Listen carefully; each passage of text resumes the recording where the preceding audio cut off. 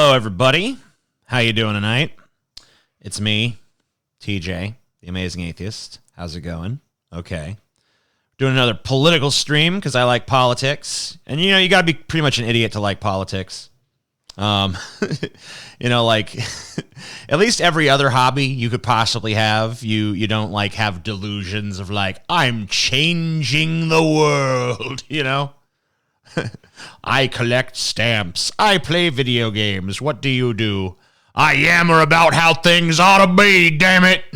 That's my hobby. I love it. Yeah, so as usual, I guess people are telling me that douchebag Bible copies are sold out right now. The signed ones are. I don't know how that could be because all I have to do is I sign them, so I don't know. But apparently those are out of stock at the moment. But we do have some non-signed copies you can get for $25 a pop, and that's available down below. Streamlabs and Super Chats are open. Usually I test them before I go live. Didn't do it this time, so if one of you would be so kind as to oblige me by doing a quick test, that'd be cool. Yeah, as usual, I read them at the end. Streamlabs Super Chats open, read them at the end. You know the drill, but maybe there's people here who are new. They don't know the drill, so I'm letting them know the drill. Not you guys, because you guys, obviously, you're super on top of things, and you already know what's what, but, you know. Anyway, I don't have much to say for, like, opening remarks or anything, so let's get right into this. You know, basically another day, another Biden gaffe, right? Because, you know, you wouldn't feel right. Like, if you were to go a single solitary day without reading about, you know, or hearing about or seeing, you know, some kind of, like, horrible, like, Joe Biden gaffe, like, would that even be a day at this point? Like, you know what I mean? So let's take a look. Turn the mic down, please, TJ. It's clipping and hurting my ears. No, it's not clipping. Fuck you. It's fine. It's all good. You don't need to turn down. You're a pussy. All right.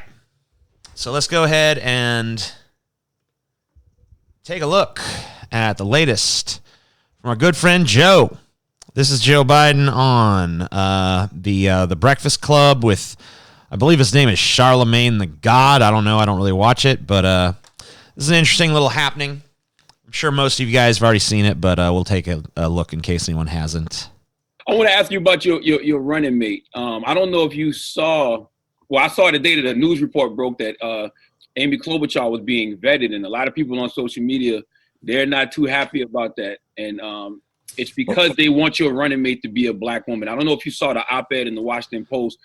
Okay, so I'm sure that for some people that was the reason. Like, oh, we want it to be a woman. Want it to be a black woman. But, yeah, my mic is clipping pretty bad. That guy was right. I don't know why. Here, I'll turn it down. La da da da da. Hold on. Technical difficulties. Test. All right, that seems all right. Okay. So anyway, Charlemagne the God, talking to Joe Biden. And, you know, the comment he just made is that, you know, a lot of people didn't like the Amy Klobuchar choice because they wanted a black woman. I didn't like the Klobuchar choice. It wasn't because I was like, oh, I want a black woman or anything. It was because I hate Amy Klobuchar, and I think that she's terrible in every conceivable way. But I talked about that extensively in the last streams. I don't think I need to re-legislate the case against Amy Klobuchar as Biden's running mate. Let's go ahead and proceed. Some of the leading black women voices in this country, and they feel since black women are such a loyal voting bloc, and black people saved your political life in the primaries this year, they have things they want from you, and one of them is a black woman running mate. What do you say to them? What I say to them is that I'm not acknowledging anybody who is being considered, but I guarantee you there are multiple black women being considered. Multiple. Well, you know, Thanks so much. That's really our time. I apologize. You can't do that to black media. I can't do that to white media and black media because my wife has to go on at 6 o'clock. Okay. Oh, I'm in trouble. Listen, you got to come see us when you come to New York, VP Biden. I will. It's a long way until November. We got more questions.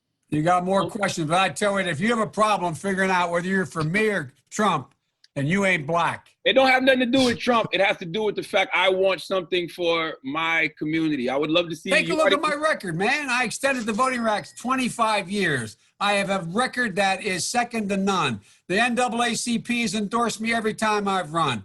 I mean, come on. Take a look at the record. Take a look at that record. Thank you so much. I really appreciate it. Anyway, thanks. I will come back.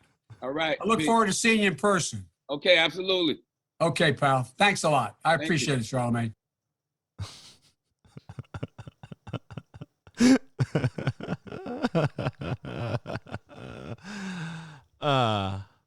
Oh, Joe. Oh.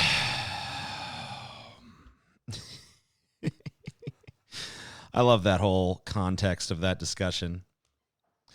I mean, like, just the whole, like, if you don't vote for me, you ain't black thing. Like, the idea that, like, crusty old white Joe Biden has the power to revoke anyone's black card. Like, that alone is hilarious. But, like, the follow-up to it is also, to me, hilarious, where it's like, look at my record, man. I extended the Voting Rights Act and other stuff, you know, like such as, you know, look at my record, man. Just look at it. It's like second to none. Second to fucking none. There's a guy that was like, you know, siding with segregationists in like the 60s and 70s and shit. I think it was the 70s, actually. I don't think it was the 60s, but still, like, he was against the school busing program and shit. So, like, this idea that his record is second to none. I mean, hell, like, when Barack Obama first came on the scene, I know this isn't like a policy thing or anything, but Joe Biden's like, wow, it's like crazy to see such an articulate black dude, you know? It's like, but now, like, I am second to none, sir. My record on race is unimpeachable. It's not. Joe, calm down. It's all right. There's worse, but you know, it's nothing to fucking laud or like, ooh, wow, the pedestal, right? That's what he wants. And of course, conservatives are already making some political hay out of this. I'll show you that. So let's take a look at a website that sprung up pretty damn quickly after this. This is youaintblack.com. Youaintblack.com. The GOP threw this up like instantly. Like, Joe Biden said it. They're like, boom. We're going to launch youaintblack.com with our Black Voices for Trump logo. Text woke to 88022.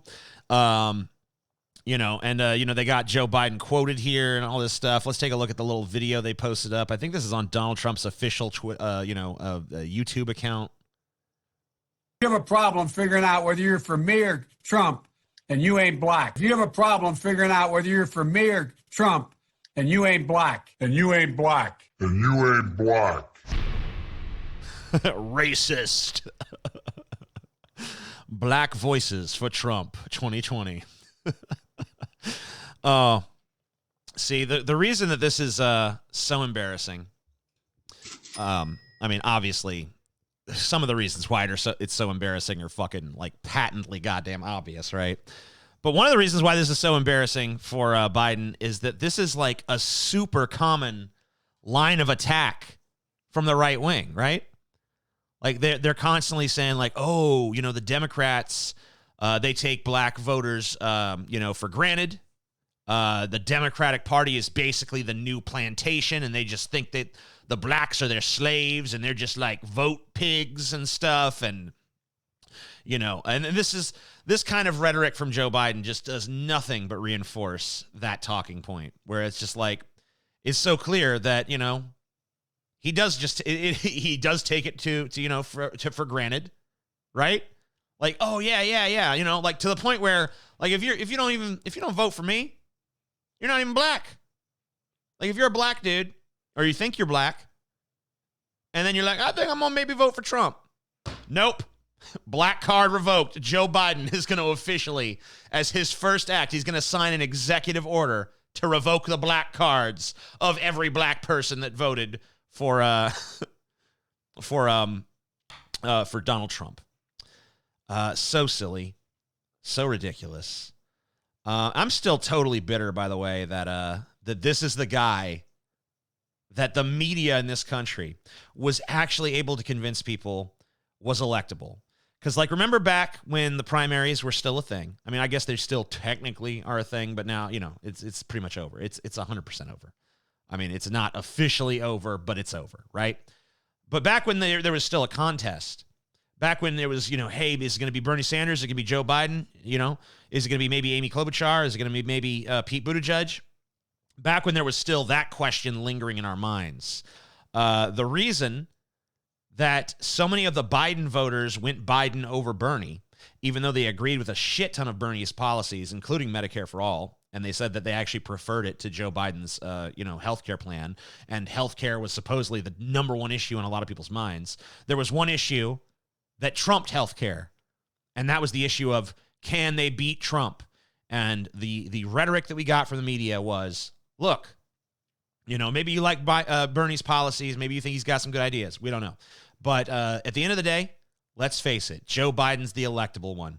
We got to go for him. And a shit ton of those, a shit ton of the exiting polls, exit polls after people were, had just got done voting and they were polled.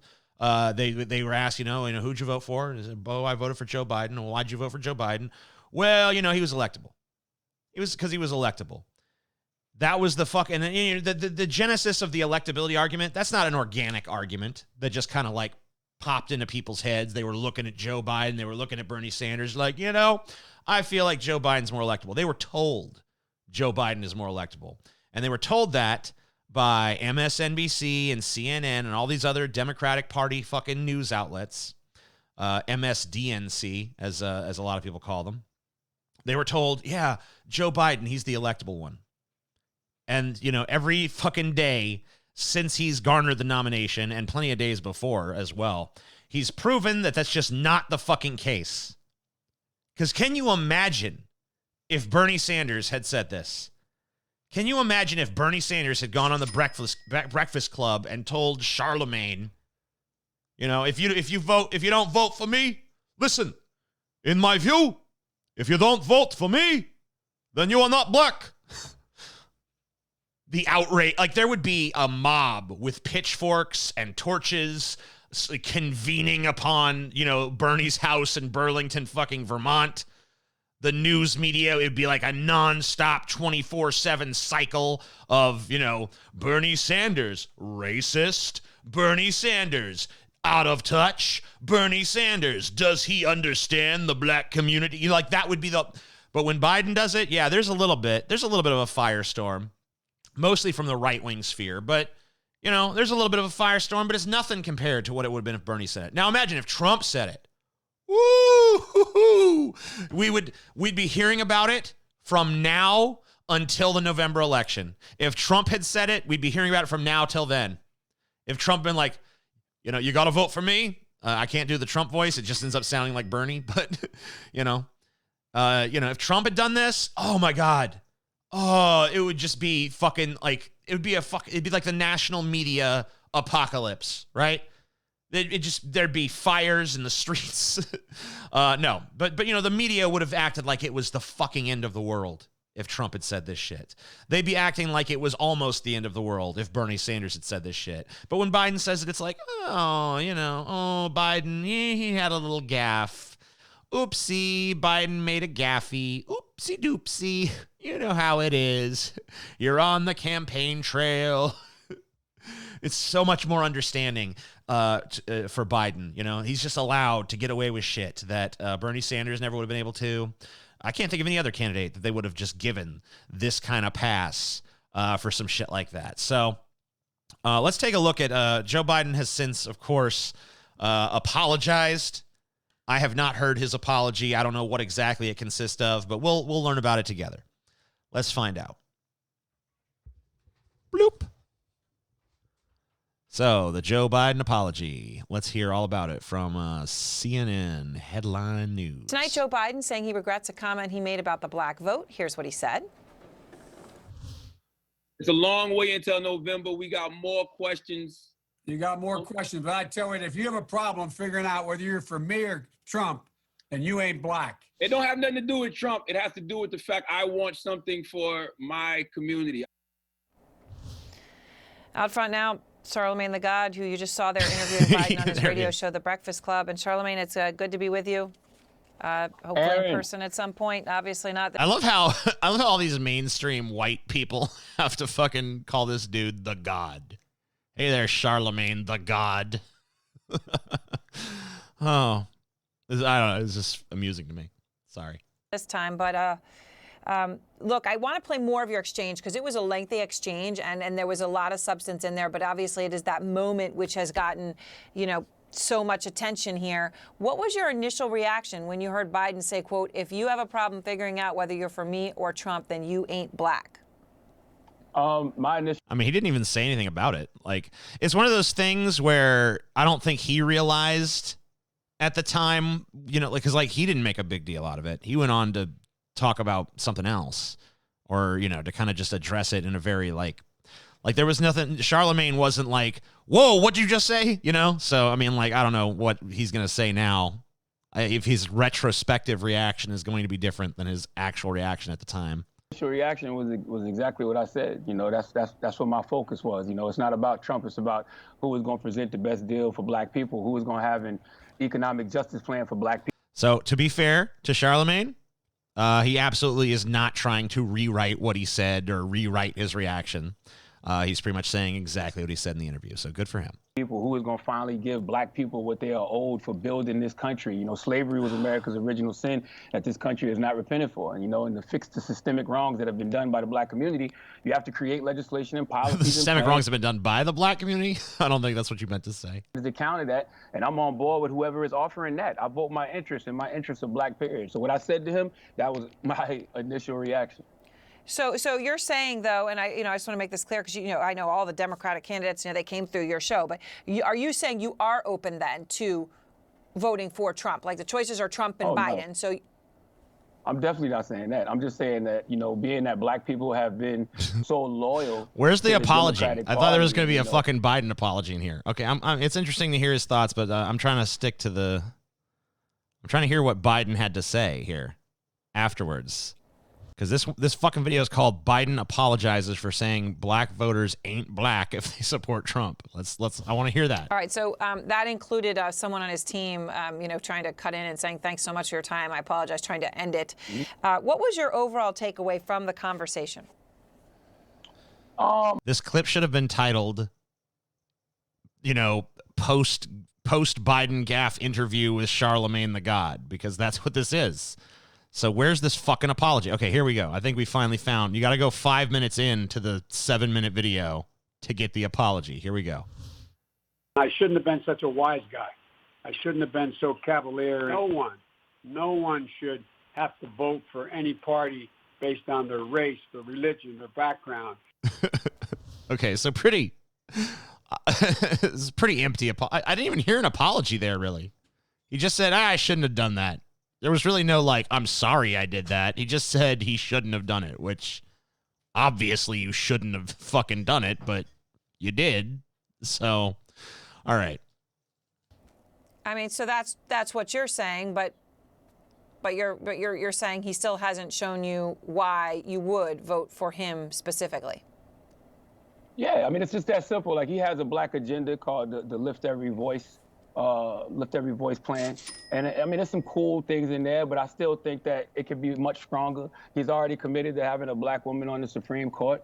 And I think that, a black woman. So much empty identity politic pandering going on right now. It's got to be a black woman. Got to get a black woman on the Supreme Court. Got to have a black woman vice president. It's these are not issues, man. You know what I mean? I don't care if there's a black woman. I don't even understand why Biden made this dumb commitment to make his VP a woman anyway. Let's just cut half the population out of consideration. It's totally fucking silly, in my opinion. But even if he said he was open to men, he still was going to pick a woman anyway, just from political calculus sort of perspective. But man, this now it's got to be a black woman.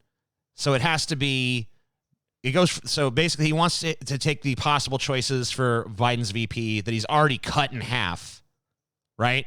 So he's already excluded anyone who's male. Charlemagne wants him to go further and exclude everyone who's not black. So basically now we're talking about like half of 12% of the population. So that's like 6% of the population, you know, and then how many of those are qualified? I don't know. I mean, Nina Turner certainly is, but Joe Biden's not going to fucking pick Nina Turner because that would just, she's way too fiery and way too progressive to be involved in his campaign.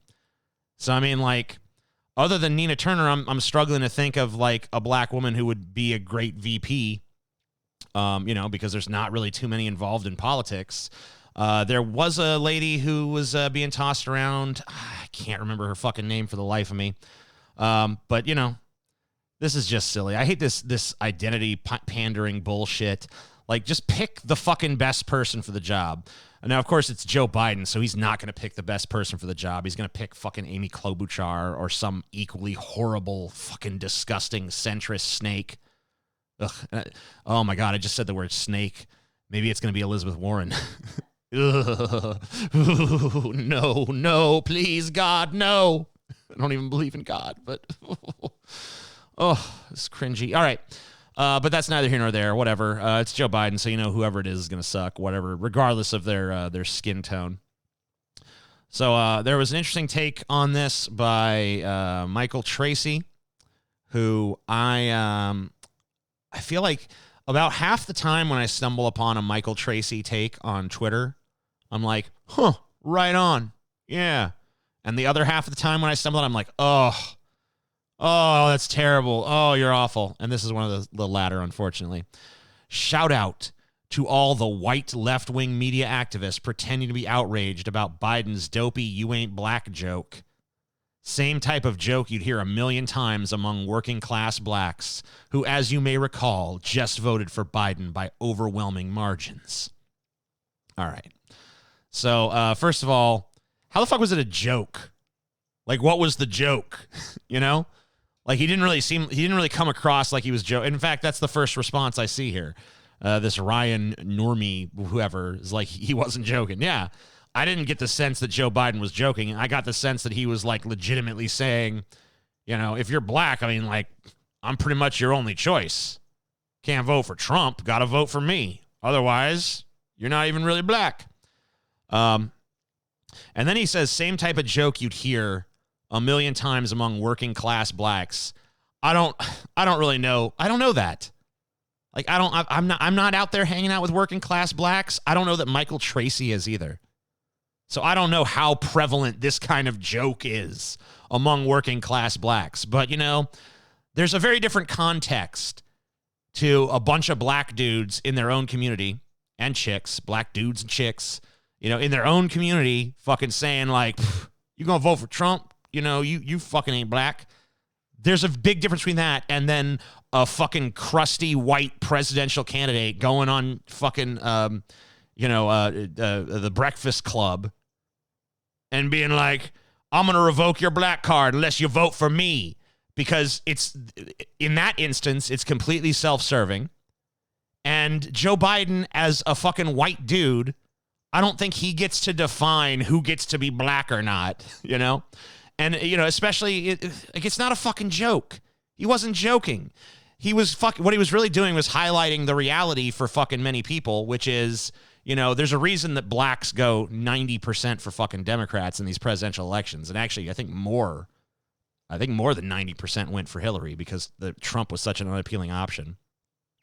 But I mean, like, the reason for that is because, when it comes to like the issues that black people care about, the Democrats are pretty much the only game in town, which is kind of bullshit. Like, and you know, the Trump administration, Trump, you need to do more than just be like black voices for Trump. Trump's been trying to do like this black outreach throughout his entire presidency. Why don't you fucking move to the left on one of these issues that black voters actually care about if you really want to court those voters? Because you're not going to win them by fucking saying Joe Biden is racist. Most black people already think you're racist. You know? And they're not going to take it from you that Joe Biden is. Anyway, that's neither here nor there. Let's see what else is on the agenda. Oh, I see. This is still kind of a continuation of the Biden stuff. So there's a debate. We've addressed it several times here on this show. And, hey, could you turn that on? Sorry. We've addressed it several times on this show. This debate that's raging on in the left about the Joe Biden issue. Because obviously a lot of the people on the left desperately wanted Bernie Sanders to be the one who took power in this country. Now my cat's trying to get in here. My orange cat, Cornelius, can literally like open the doors in my house. So there's just no way to prevent him from getting anywhere he wants to get. It's pretty awful. But I now hear him trying to enter this room, so maybe he'll succeed. Maybe he'll get in here. But obviously, people on the left wanted Bernie Sanders to be their nominee, right? And instead, we got Biden. So there've been a lot of fucking different reactions to that, and the debate seems to be right now, and I've addressed this ad nauseum on this show once again. The debate seems to be. 1, suck it up. Vote for Biden. 2, don't vote. Don't participate. Fuck the system. And 3, third party. Most likely the Green Party. As a protest vote. Show the Democrats, hey, I showed up to vote. But I didn't vote for you because I was not pleased with the choice I was presented with. And these are the 3 different factions, and they all have their own sort of arguments that they're putting forward about why, this is the path forward. We discussed that in depth. I don't think on the last stream, but I think on the stream before, I kind of examined all of the options moving forward. But it seems like this debate just continues to rage on and on and on and on and on. So I thought I'd take a yet another even closer look at the issue and see what I can glean from the fucking the current status of this debate. So first of all, I wanted to look at some videos from some interviews with Noam Chomsky and Zizek. I have trouble with his name. It's like Slavoj Zizek. I'm terrible. But, 2 very notable intellectual sort of leftists, probably the most prominent intellectual leftists in America that actually gain any sort of attention. You don't really see them in the mainstream media too much, of course, because they're on the left. But, they both have a reputation, and they're both kind of known in left-leaning circles and a bit in just political circles in general. So let's take a look at both of them basically giving their justifications for why you should go with Biden this time around.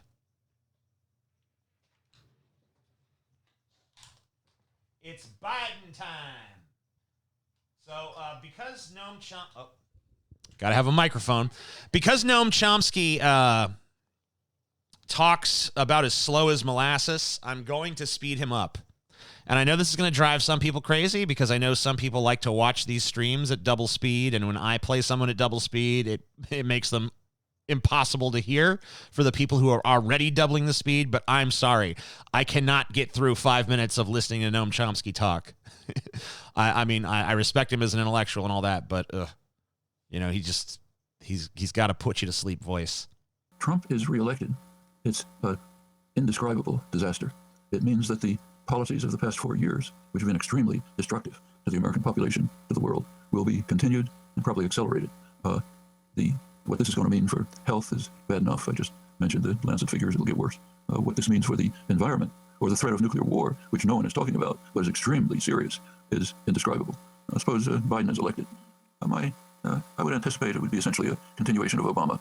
Nothing very great, but at least not totally destructive, and opportunities for an organized public to change what is being done, to impose pressures. It's common to say now that the Sanders campaign failed. I think that's a mistake. I think it was an extraordinary success, completely shifted the arena of debate and discussion.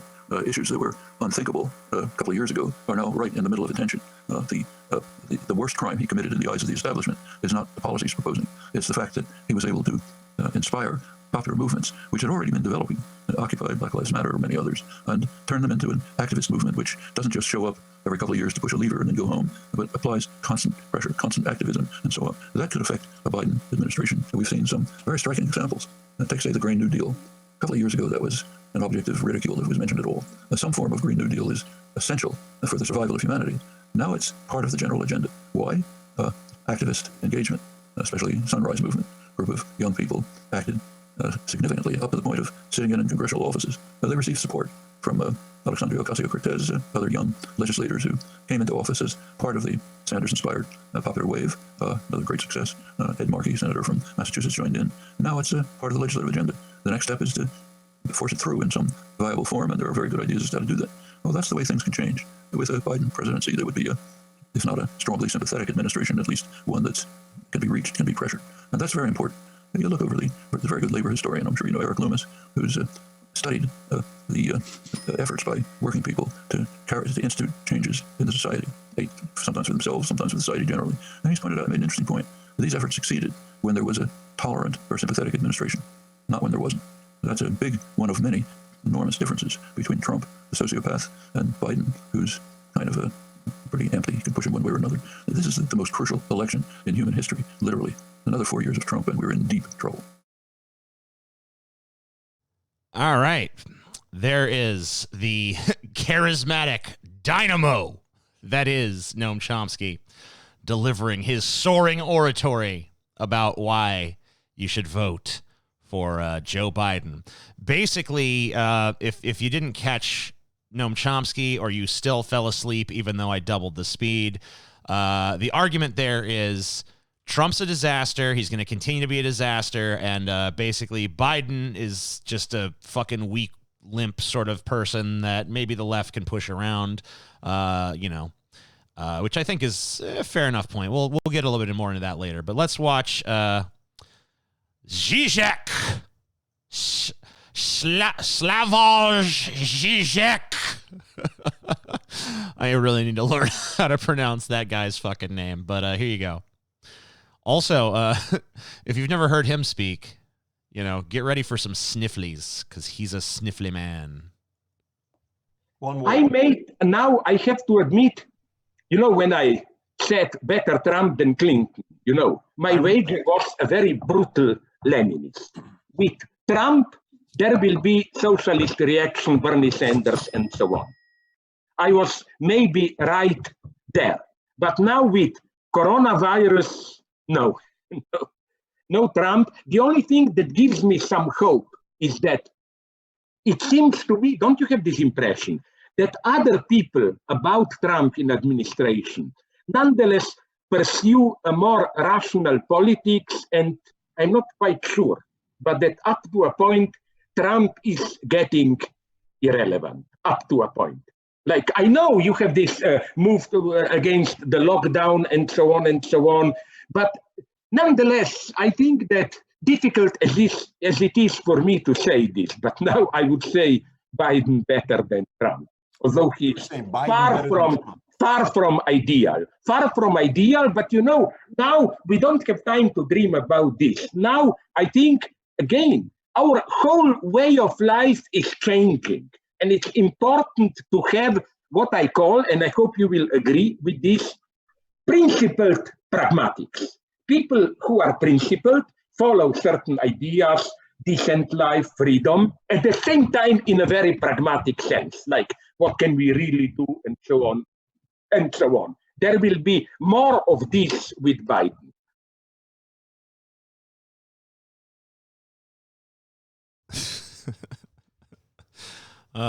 You catch any of that?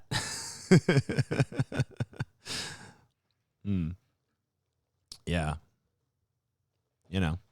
Well, you got to do what you got to do. So there's Chomsky and Zizek. Is Zizek? We must. And of course, if you're just looking at the politicians, I mean, pretty much the entire Democratic field has endorsed Joe Biden. I mean, that includes the people who you would have expected to do it. Of course, the Amy Klobuchars, the Pete Buttigiegs, the whatever that rich cocksucker that tried to buy the election. What was he called? You remember his name? What was his name? Bloomberg. Yeah, the rich cocksucker that just showed up as like, I'm going to buy this election. And then we're like, nope. I think Steyer probably endorsed Biden. I didn't actually see him do it, but I'm pretty sure he probably did. But you know, that was it was no surprise for any of those people to do it. But you know, all the outsider candidates did it too. Andrew Yang, outsider. You're like, ooh, maybe he's gonna do the dangerous. Nope, Biden. Tulsi Gabbard. Oh, she's a rogue. You can't fucking count on Tulsi Gabbard to do anything other than, she's gonna go against the establishment. Oh, nope, she's for Biden too. And then, of course, Bernie Sanders himself, the archetypal fucking, I'm against the establishment. You know, this political establishment is corrupt to the core, corrupt down to its very bones. But then, of course, you know, I am endorsing my friend Joe Biden. The entire Democratic, I mean, like, outsiders, insiders, everybody behind Biden. Just like, nope, we got to throw the full weight of all our support, 100% behind Biden. But, you know, the Bernie Sanders might have created a real, like, strong sort of grassroots left-leaning movement here in this country that wants some social change in a bad way. But, you know, it just kind of goes to show that it's not all about personality on the left, because a ton of people who supported Bernie Sanders, who fought for Bernie Sanders, who wanted Bernie Sanders to be president, are not just like, well, Bernie said do Biden, so we got to do that now. A lot of them are saying, nope, no thanks. Kyle Kalinske, for instance, probably the most famous example, super strong for Bernie, you know? Basically the advocate for Bernie Sanders on YouTube. You know, you talk about a pro Bernie Sanders voice on this platform. If the first words out of your mouth are not Kyle Kalinske, secular talk, then you're not being honest, because there was no one on this entire platform that more consistently argued on behalf of Bernie Sanders than Kyle Kalinske. And Kyle Kalinske, the second that Bernie Sanders dropped out and endorsed Joe Biden, said, fuck that. No. Nope, this is where, Bernie, sorry, love you. This is where you and I part ways. And in fact, I wanted to show you guys, this is super interesting. Not Bernie Sanders. Kyle Kalinske and Cenk Uygur going at it on Twitter right now. Ooh, some political YouTuber drama for you. Oh yeah, boy. Let's take a look. This is fun stuff. All right, so, secular talk. Let's actually go to the fucking context of this remark. So Cenk Uygur says, Joe Biden has 1,000 problems. I'll fight like hell to move him towards progressive positions. I'll almost certainly help to primary him in 2024. That's not happening. But not voting is still taking action. It doesn't make you morally superior to those who make hard choices. It might do the opposite. Kyle Kalinske says back, wait, so I might be morally inferior for not picking one of the two corrupt war criminals? Am I reading this right? Cenk says back, yes, you are reading that right. George Bush and Adolf Hitler are both war criminals. Are you saying that not voting for either in an election between the two is the morally correct position? Because it most definitely isn't. Come on the show and let's have a real discussion on it. And then a progressive voice down here chimes in, Trump is not Hitler, lol. I don't think that's what Cenk was saying. I don't think Cenk was saying Trump is Hitler. I think what Cenk is saying is, if you're in this lesser of two evils position, even if the two evils are both war criminals like George Bush and Hitler, you still, like, you would pick George W. Bush because he's the less awful war criminal, and we've actually dealt with a leader like him before. Whereas Adolf Hitler obviously is a few magnitudes of a few orders of magnitude worse. So he's not making some direct Hitler equals Trump comparison here. He's saying that even if you've got like two strongly evil candidates, you know, there's still a choice to be made as to which one is less evil. So I don't know what progressive. I don't know. Maybe he said lol at the end, so maybe he understood this and was just being a fucking cocksucker. He has a pretty trolly Twitter. Anyway, so the debate goes on. I'm gonna find where Kyle shoots back. Oh, here we go. So when we last left this debate, I hate so hard to follow the thread of these Twitter debates sometimes. They need a site that just like organizes these. Because these guys love to quote tweet each other, so it's like you got to go back and forth like a ping pong ball between their two Twitters. But Cenk Uger's like, let's have a real discussion on this, and Kyle Kulinski once again not really wanting to have this discussion because I tried one. I don't know if you guys remember, but I tried to moderate a debate between Kyle Kulinski and Vaush on this, and Kyle didn't want to do it then. He doesn't seem to want to do it with his buddy Cenk here. So Kyle says, why would I debate if I'm morally inferior? Can I call you a wife beater and then tell you to debate me on it? Not voting is an option. Stop pretending it isn't and shaming those who choose it. We aren't shaming you. While we're on hypotheticals, David Duke versus Richard Spencer. Go. I personally would go with David Duke on that one. If you're going to ask me. So then Cenk says, for every leftist who thinks this is not in direct response to Kyle, but it's like, what's it called when you tweet to someone without actually mentioning them, but you just it's kind of like one of those, whatever that's called. For every leftist who thinks it's brilliant to sit out this election, I'm genuinely curious. What's your end game? Okay, Trump wins again, and then what happens? When do you pop out of the birthday cake and yell surprise as you take over the country? How will that work? Can't wait. Kyle says, literally, nobody said it's brilliant to sit out the election. I'm sitting out because I don't want to vote for a corrupt war criminal. I have no end game, which is more honest than having one that involves voting for the exact policies and leadership that you despise. And I think that's the end of their little Twitter spat. But Cenk once again got so dogpiled for his takes here that yet again he was fucking trending on goddamn Twitter. I literally found this discussion by I logged onto Twitter and I saw in the fucking trending column Cenk. Like, what did you do now? What the fuck did you do now, Cenk, you bastard? And then I found this little which is fun. So let's see here. That was just kind of an aside. So once again, Cenk's trending. That's fun. So who else is kind of taking this tact? Jimmy Dore, as far as I know, super anti-voting right now. I don't know if he's doing the not vote thing or if he's doing the third party thing, but I know that he's firmly opposed to Joe Biden. Humanist Report, I'm not exactly 100% sure where he's at right now. I think that he's kind of like more, I think he's in Kyle's same boat, but a little bit more softly, maybe a little bit more open to the possibility of a Biden sort of concession to move him over. My co-hosts on Deep Fat Fried, my brother Scotty, my friend Paul, both of whom host Deep Fat Fried with me. It's our podcast. You can check it out. I think it's linked down below. Which we do publicly every Monday and then for patrons every Friday.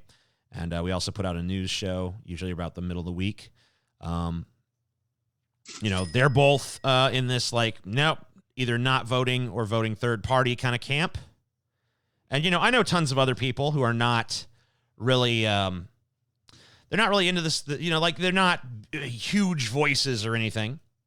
They're not out there with a giant megaphone and like a bully pulpit saying, no Biden or whatever. But I know a ton of people who are just, everyday sort of a lot of former Bernie supporters, maybe a few former like Andrew Yang and Tulsi Gabbard supporters who are just not getting on board this Biden train. They're saying they're gonna they're gonna not vote, or they're gonna vote third party, and that's what they're gonna do, and nothing's gonna convince them otherwise.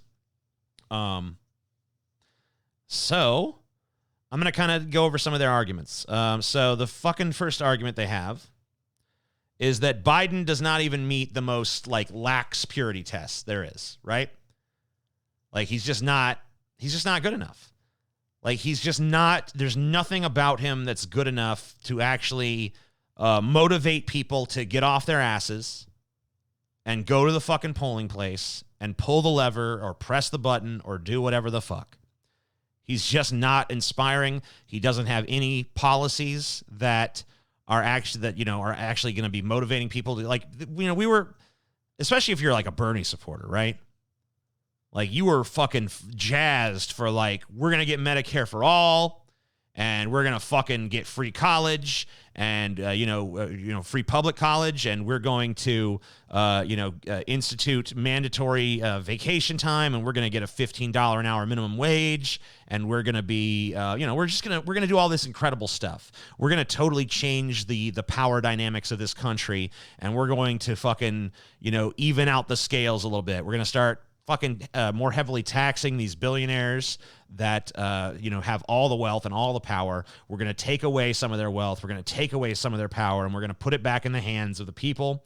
And we're going to get good treatment for our workers. We're going to get paid sick leave. We're going to get vacation time. We're going to get, stronger, pro-union legislation passed so that, the workers can collectively bargain. We're just going to do all this great stuff. And then you got to go from that high of like, yeah, we're going to do it, to like, well, couldn't do it. Now it's time to plug your nose and vote for Biden. And a lot of them are like, what's he going to do for us? Well, you're still going to get that $15 an hour minimum wage, maybe. I mean, he says he's going to do it. He doesn't really campaign on it, and he doesn't really talk about it. But, it's on his website. Oh, what else we got? Well, he's going to lower the age of Medicare and Medicaid to like 55 or whatever fucking lame promise he had. Like, what? This is how you're going to win the under 40 Bernie set, by saying, now we're going to lower the age of Medicare to 55 or 60 or whatever the fuck it was. It's like, we don't care about that. Sorry. What else you got? Well, I'm going to not do the Keystone Pipeline. What? What? What? These are your concessions to us? Okay. How about you? Like, it's so easy. It'd be so easy for him to fucking get so many of these Bernie bros to support him. Just like, look, I was wrong when I opposed Medicare for all. We're going to do Medicare for all. We're just going to do it. Fuck it. It's popular with Democratic voters. It's popular even amongst a lot of Republican voters. It's popular amongst independent voters. America, for far too long, has lagged behind the rest of the civilized world when it comes to healthcare, and we're going to fix that. If you just embrace that one policy, I think that a lot of this would die down. A lot of these people who are currently attacking Biden would just be like, okay, well, I don't like him, but Medicare for all is worth it. Let's do it. But he won't do it because, he's taking money from the insurance industry. He's taking money from the pharmaceutical industry. Doesn't want to rock those boats. Democratic Party gets too much money from those industries for him to go out there and run on a campaign of, we're going to get rid of these industries. So you're never going to see him say that. It's a pipe dream. It's never going to happen. So yeah, Biden's never going to pass those purity tests. He's just always going to be a fucking corporatist piece of shit. So another thing you hear is my principles. I think this is the one I hear the most probably. My principles won't let me vote for Biden. I just have principles that I'm not going to willing to violate. Like, he's just too awful. He's a rapist, quite possibly anyway. He's a racist.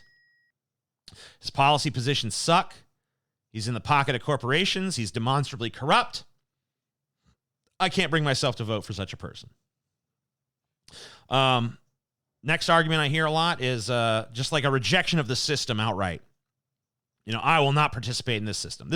You hear this more from the non-voters, obviously, than you hear from the third-party voters. This is just like the entire system is broken and corrupt, and this two-party duopoly has to end, and we're just not going to participate because I will not participate in a system that I am philosophically and morally opposed to. This is kind of a principle stand, too, but it's not even just against Biden. It's against just like the entire concept of electoral politics in America. And then, of course, there's the vengeance people, the people who are like, the Democratic establishment must be taught a lesson, y'all. We got to teach them a lesson. We don't show up to vote for Biden. They'll know. Don't put any more fucking centrist pussies up in front of us because we won't vote for them. Next time you fucking think you're going to win with one of these centrist douchebags, one of these corporatist shills, one of these apologists for neoliberalism, nope. We won't vote for it. We won't show up, and you will lose. And as long as you put forth candidates like that, you will lose. That's another justification. All right, and I think all those arguments, they resonate with me. There's not a single one of those arguments that doesn't resonate with me to some extent. So does Biden meet my purity test? I mean, I don't have one. I don't have a purity test because I recognize at the end of the day, this is, you know, whether I like the false dichotomy of our politics or not, at the end of the day, Biden is going to win or Trump's going to win. And like, if I had the power to make some third outcome happen, if I saw a path to some other outcome, then I would walk that path more than likely. I'd just be like, let's go that way because fuck this. But I don't see that. So at the end of the day, if you're giving me if the choice I've got in front of me is Biden versus Trump, which it is, then purity tests really are not. I mean, like, a purity test is fine during the primaries, right? But when it comes to the general election, in a two-party system like we have, where you have two candidates, like, the time for the purity test is done, in my opinion. It's time to make a fucking decision. And you could choose not to vote, but the result of you choosing not to vote, one of those two guys wins. The result of you voting third party, one of those two guys wins. The result of you voting for one of those two guys, one of those two guys wins. That's where you're at. And all the fucking principles and he's not pure and I'm principled and I will not endorse this corrupt system, or all that doesn't amount to shit. It's just you jerking yourself off. Oh, I'm principled. Oh, I'm so principled. Oh, the principles. Oh, there's everywhere. Oh, look at my principle juice. Yeah. Oh, look at my principles, y'all. That's all it amounts to. Sorry. I really am. Like, I don't know if you think I'm just being a fucking facetious asshole here. No, I'm really fucking sorry that that's the best we got. But I'm just telling you the practical fucking reality of the country you live in. As for the Democratic establishment being taught a lesson, I mean, maybe they'd learn that lesson. You know what? If I was to just assign numbers in my head about the idea that, you know, we don't turn up for Biden, Democratic Party says, fuck, guess we should have. Like, my problem with that is the Democrats are fucking stupid. They're fucking dumb, right? What lesson did they learn from 2016? Like, tell me what lesson they learned. They learned the lesson of it was Russia's fault. It was sexism's fault. It was everybody's fault but our own. And then maybe they blame the Bernie Bros a little bit too. Oh, it was the Bernie Bros. The Bernie Bros did this to us, you guys. If only those fucking Bernie Bros had showed up. And they ignore the fucking statistical facts that more former Bernie supporters turned up to vote for Hillary Clinton than former Hillary Clinton supporters turned up to vote for Barack Obama. Yeah, you don't hear that fact tossed around too much, do you? So the Democratic establishment doesn't learn, it blames. So they're not going to learn a lesson, okay? Maybe they will. Maybe the first whack across the head was they look for someone to blame. Maybe the second whack across the head, they're going to come to their sense and be like, fuck, I guess we better stop taking the left so fucking for granted. But I don't think they're going to learn it. And also, what if you end up teaching them like the wrong lesson? What if you don't show up? Yeah, we're not showing up for you. Fuck Biden. And what if Biden wins anyway? What lesson did you teach them then? You taught them the lesson. They don't need you. Not a great lesson. Pretty much the opposite of what you want to convey to the party at that point. So it's kind of a risky gamble for multiple reasons. So when it comes down to the choice of Donald Trump and Joe Biden, how does Trump fare against Biden? That's the real question for me. So let's look at some Trump stuff. I know it's cliche. I know you can go 1,001 places and hear a litany of fucking complaints about Trump. I'm going to avoid the stupid ones, okay? I'm going to avoid the stupid ones like, Trump's rude. Oh, he's a rude man. He's not nice. We're not going to fucking complain about his decorum here. We're not going to complain about Russian collusion here. We're not going to complain about, he called the president of Ukraine and said, investigate Joe Biden's son. No, we're not doing none of that. Let's talk about some policy shit. So a few weeks ago, I showed you a clip of Mitch McConnell on Sean Hannity's show. And he was on Sean Hannity's show to brag about a book he'd written about all of the judicial appointments that him and Trump had made. And he bragged about a fucking statistic that, the Trump administration in its first 3 years had appointed as many or maybe more judges than Obama had appointed in his entire 8 years.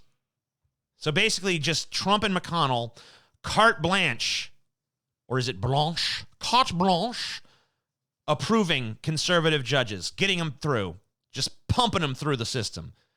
Stacking the system, stacking the courts with conservative justices. Not just in the Supreme Court, but all of the federal courts. Which means that, let's be real, Roe v. Wade is threatened by that. Trans rights are threatened by that. Separation of church and state is threatened by that. Free speech rights, the thing that conservatives pretend to care about but actually don't, threatened by that. Because Trump, of course, has stated on the public record several times that he wants to strengthen the libel laws in our country. Not for any sort of justifiable reason, just so they can't talk as much shit about him, right?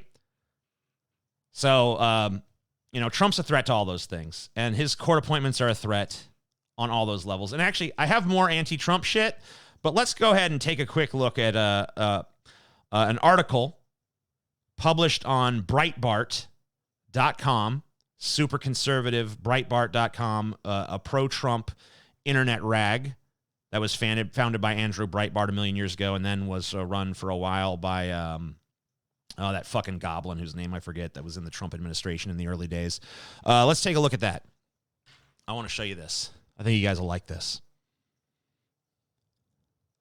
So this is about National Trans Group backs Biden, who says Trump supporters are white supremacists, homophobic, blah, blah, blah. So I don't care about the article. What I want to read is the comments. So now LGBTQ stands for Loony Grandpa Biden Trolls Queers.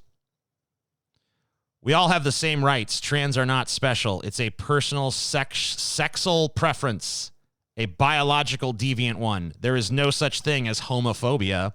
It is just a made-up word by liberal leftists and deviants of various colors utilized to deny their opposition's freedom of speech and to silence a subject that is natural biological aversion to the greater majority of the planet's population. I miss the days when they stayed out of sight. It is fitting that mentally ill people would support Dementia Joe for president. Joe can't remember yesterday, and trans rainbow people can't remember what's supposed to be between their legs. Oh ho ho! It doesn't concern me at all what a group of people with a mental illness think.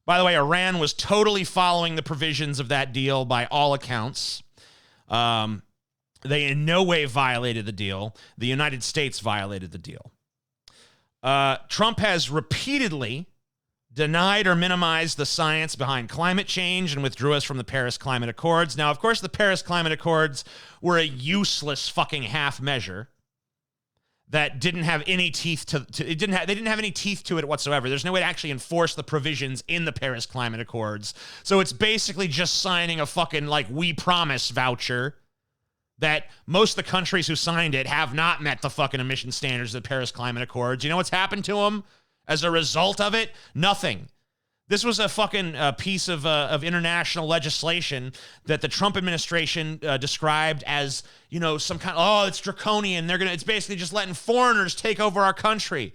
But there was no provisions in it to actually penalize countries for not fucking meeting the guidelines.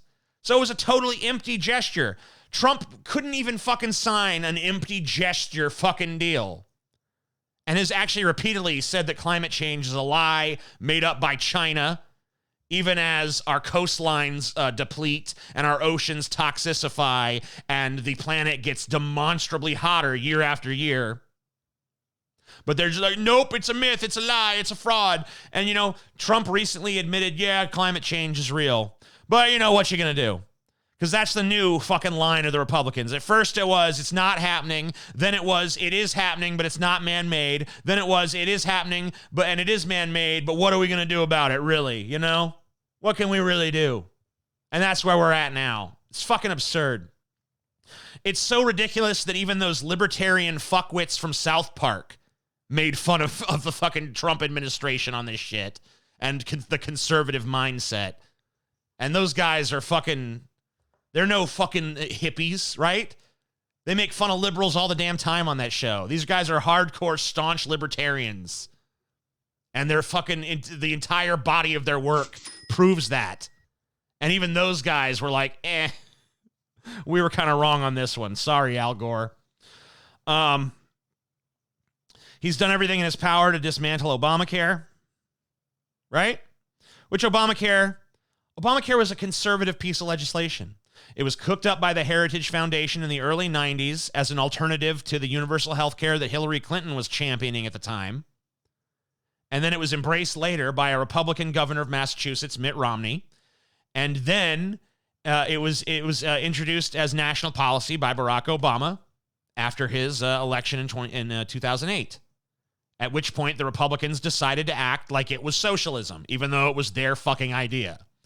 And, you know, I think personally that Obamacare sucked. I think with a public option, it could have been all right. But Obama caved on the public option almost immediately. And what we ended up with was an insurance mandate and some small regulations to the health insurance industry. And, Trump has basically dismantled most of the provisions that make it work. Like the provision that actually makes Obamacare feasible is the mandatory part. Like you have to have health insurance or you're going to get a fine. He got rid of that, and now the system is untenable and fucking insurance prices are skyrocketing. And you know that if you're someone who has to buy insurance on the private market that doesn't get it through your employer, then you know that insurance premiums are fucking skyrocketing, right? So it's pretty fucking brutal right now. And you can thank Trump for that. He's violated the emoluments clause about 1 billion times, using the presidency to enrich himself. Every time he sends, they pay for fucking him to stay at Mar-a-Lago and all his staff to stay at Mar-a-Lago, which he still owns. Because remember, it was a big deal at the beginning of his administration that he wouldn't divest in all of his business dealings. There's a reason that you're supposed to do that, because it's a conflict of interest. So every time any sort of Trump staffers go to another country, if there's a Trump hotel there, they always stay at that Trump hotel. And he's done about 1 billion things to advance his own private business interests using the mantle of the president to do so. His hurricane response in Puerto Rico was probably worse than Bush's in Katrina. Because in New Orleans, they didn't have power for, like a month or two, but I think, in Puerto Rico, like some places didn't have power for a full year. Sorry, my nose is fucking itching like crazy. I think I'm turning into Zizek, where I gotta constantly.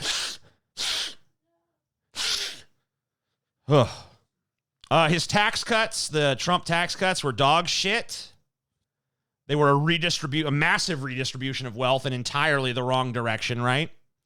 83% of the benefits go to the top 1% over 10 years. And in fact, they also increased the deficit by $1 trillion over 10 years. And I think the tax cuts, the way they were written, they stay permanent for the top 1%, but they expire for everyone else. So basically, it was just a massive bait and switch. Some people might have seen their taxes go down a little bit, but those gains are not going to last, and the majority of those gains go to the top income earners in the country. So this is a massive redistribution of wealth towards the top, which are the people who obviously need that the least. But of course, they justify all that with their supply side economics bullshit, or trickle down, as the left likes to call it. Here's one that barely even got reported. This is the last one I'm going to do.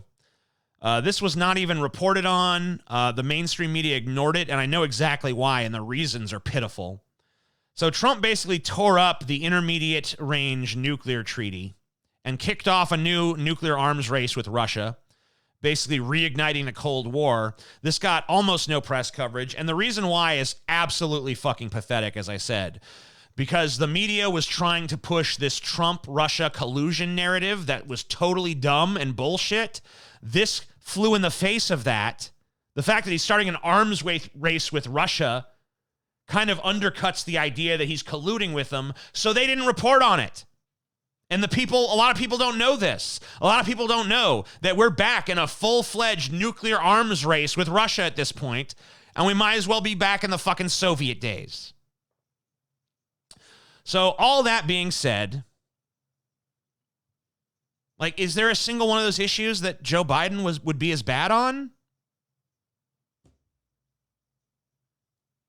I mean, maybe. We don't really know. But I think we can fucking strongly infer that Joe Biden is going to be better than Trump on all that. He's going to make better court appointments. His supporters are not fucking completely unhinged psychotic lunatics. He's probably not going to do as many drone strikes as Trump, although I guess he might, because the Obama administration still did a fuckload of drone strikes. He would probably try to get us back in the Iran deal. He's not going to deny the science of climate change. He's not going to do much on it, other than just get us in the Paris Climate Accords, which, as I mentioned, suck, but at least it's fucking something. He's not going to dismantle Obamacare. He's saying that he's going to try to strengthen Obamacare, and he's actually made the argument several times that he's going to institute a public option, which is way better than, it's not nearly as good as something like Medicare for all or a true universal healthcare system, but it's a damn sight better than what you're going to get under the Trump administration, which is leave it to the market. The invisible hand of the market will guide you to glory and bankruptcy. I doubt he's going to violate the emoluments clause anywhere near as much as Trump. Probably not at all. I suspect he would have had a better response to the hurricane in Puerto Rico. I guess I don't know that for sure. He's not going to pass tax cuts for the super rich. And I would hope that he'd try to get us back in some sort of, disarmament treaty with Russia, or at least restore the Intermediate Range Nuclear Treaty. So on all of these issues, or at least most of these issues, like, Joe Biden's fucking flat out better than Trump. He just is. I don't care that he has dementia. I don't care that he's a racist. I don't care that he's a fucking rapist if he is. I mean, I care, but in the face of all this, like, you gotta fucking kind of, right? Like, doesn't there have to be some kind of like, maybe you don't feel that way. Maybe none of what I've just said has convinced you to even the slightest fucking degree. And you know what? I want to say here. I'm gonna offer you an olive branch. I'm gonna go after someone that takes this shit way too far, so that we can have some common ground. So if you weren't convinced by any of that shit that I just said just now, that's fine. That's fine. It's cool. I can understand. I totally get it, because where you are now, I was as little as fucking 2 or 3 years ago. So I totally fucking get it, and it's totally fine. Let's look at someone that we can both agree is completely fucking wrong and batshit on this, huh? To bring us back together. Let's look at Dusty Smith. Oh, yeah. I don't know. Maybe Dusty can... Oops, that's not what I wanted. Dusty can maybe take some pride in this, and I'm sure he will. But no one fucking triggers me like Dusty. Because I feel like if you just created a machine or an artificial intelligence whose purpose was to just spew out bad takes, you could call it fucking Dusty Smith. So check this out. Dusty Smith. A phrase I'm going to start using a lot is crypto MAGA. Everyone has an overall narrative they are putting out there, and when your overall narrative will help Trump get reelected more than hurt his chances, you are crypto MAGA. Folks need to start getting called out more. It's fine to criticize Democrats, but when you use your platform to criticize them far more than Republicans, or with much more fervor than you criticize Republicans, you know what you're doing. Let's just call this shit what it is. Crypto MAGA, y'all. It's entering the lexicon. Dusty did it. So here's one of the responses, and I love this. Are you going to start describing people like Glenn Greenwald and Kyle Kalinske as crypto MAGA? Because that would be beyond absurd. Unless you're dealing with a dishonest actor like Rubin, I think you should avoid using that new insult you're proposing. Completely reasonable comment. And Dusty's like, yes, 100%. Kyle is a fucking weasel. Oh, he's a damn old weasel, y'all. All right. So let's talk about that, even though we probably shouldn't. Why give him attention? But this crypto... All right, so crypto MAGA, for those who don't know, is a variation on the term crypto fascist, okay? So a crypto fascist is someone who is a fascist, but hides that they're a fascist. Like, they don't come right out and say, hey, everybody, I'm a fascist, because that would be massively unpopular. If you come out and tell people I am a fascist, they're going to say, fuck you, I don't like fascists. So instead, they just have all the same talking points as a fascist, but if you ask them if they're a no, me fascist, what? You know?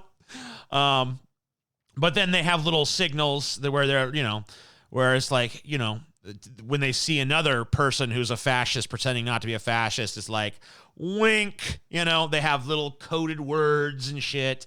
But whatever, that's neither here nor there. We're not here to talk about crypto fascists. We're just talking about the origin of Dusty's phrase here.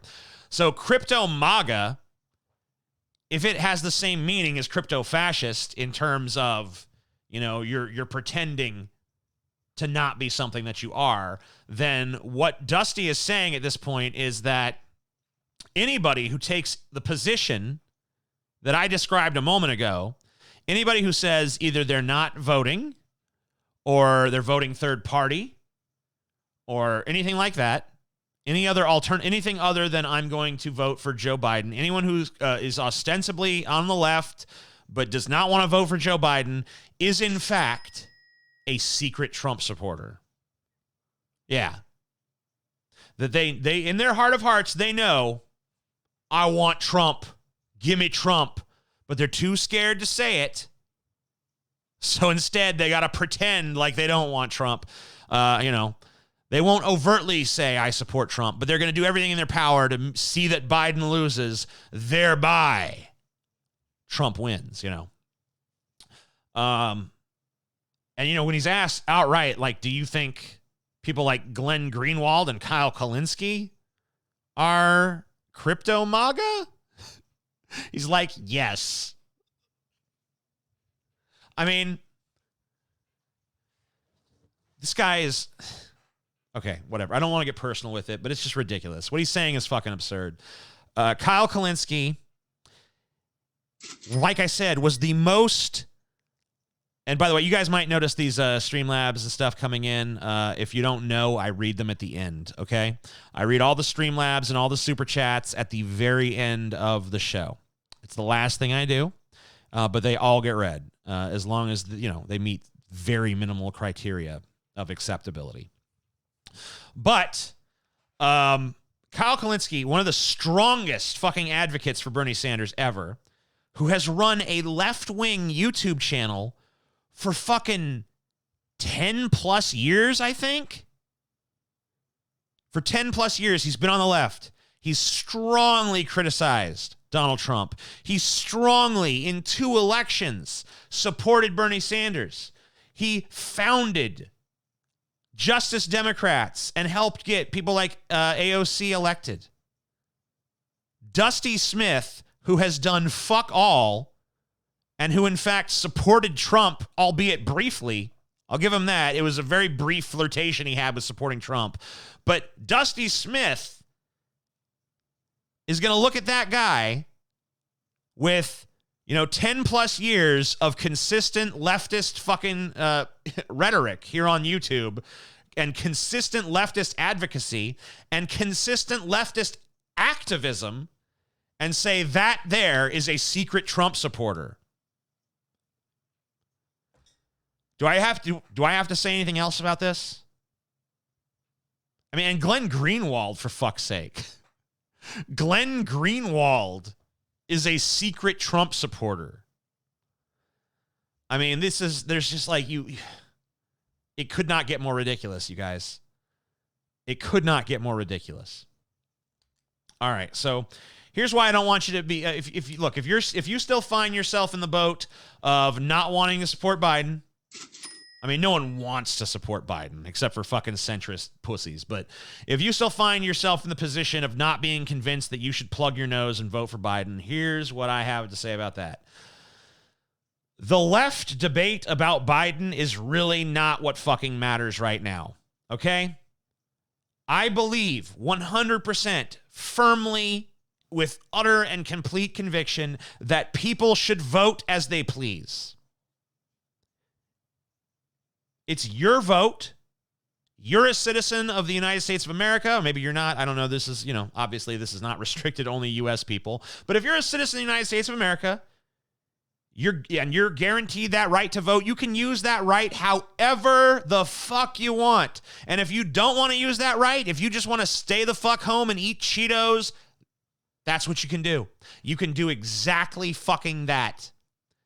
And will I fucking come along and try to shame you for that? No. Because what the fuck would the point be other than turning you against me, right? I have my position.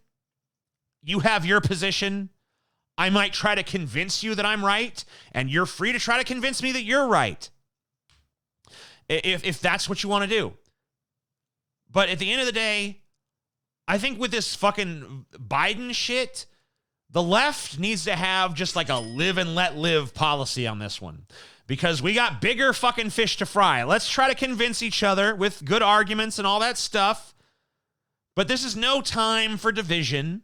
This is no time for turning the anger inward, because one way or the other, we got a fucking enemy to deal with. Whether it's Trump or whether it's Biden, we got a fucking enemy coming our way that we have to be a united front against. So all this bickering and bullshit, it's not productive to our fucking ultimate goal. Because one way or the other, we got to fight. So that's why I don't like to think of Biden even as the lesser of two evils. I like to think of him as the less competent of two evils. Because if I'm going to have an enemy, and I'm going to, if I'm going to have an enemy in the White House, and it's going to be Trump or it's going to be Biden, I'm going to pick Biden because Biden is weak. Trump ain't weak. Trump's strong. That's his whole shtick. He's a strong man. He's an authoritarian. And that's what he gets off on. I'm going to pick the weak, ineffectual, simpering dolt who can't get through a fucking sentence if I got to pick a fucking enemy. So let's pick the guy we can push around, which I think is what Zizek was trying to say earlier. And I think Chomsky too, honestly. Let's pick the weakling. Let's pick the weakling that might just capitulate to us on a few things. And if he doesn't capitulate to us, whatever. At least he's not fucking, at least he's not completely destroying the country while we're trying to figure out how to fucking get a leg up in 2024 or 2028 or whatever our next shot is at the presidency. So look, Biden wants us as a constituency. And it's obvious. He's tried to make concessions. His concessions have been lame as shit, but he's tried to make them. And the fact that he's tried to make them shows that he wants our votes.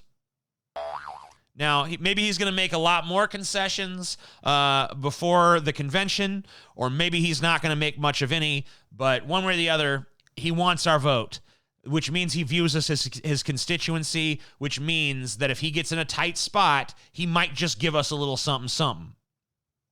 Yeah, I know. Scraps from the table. Sure, I get it.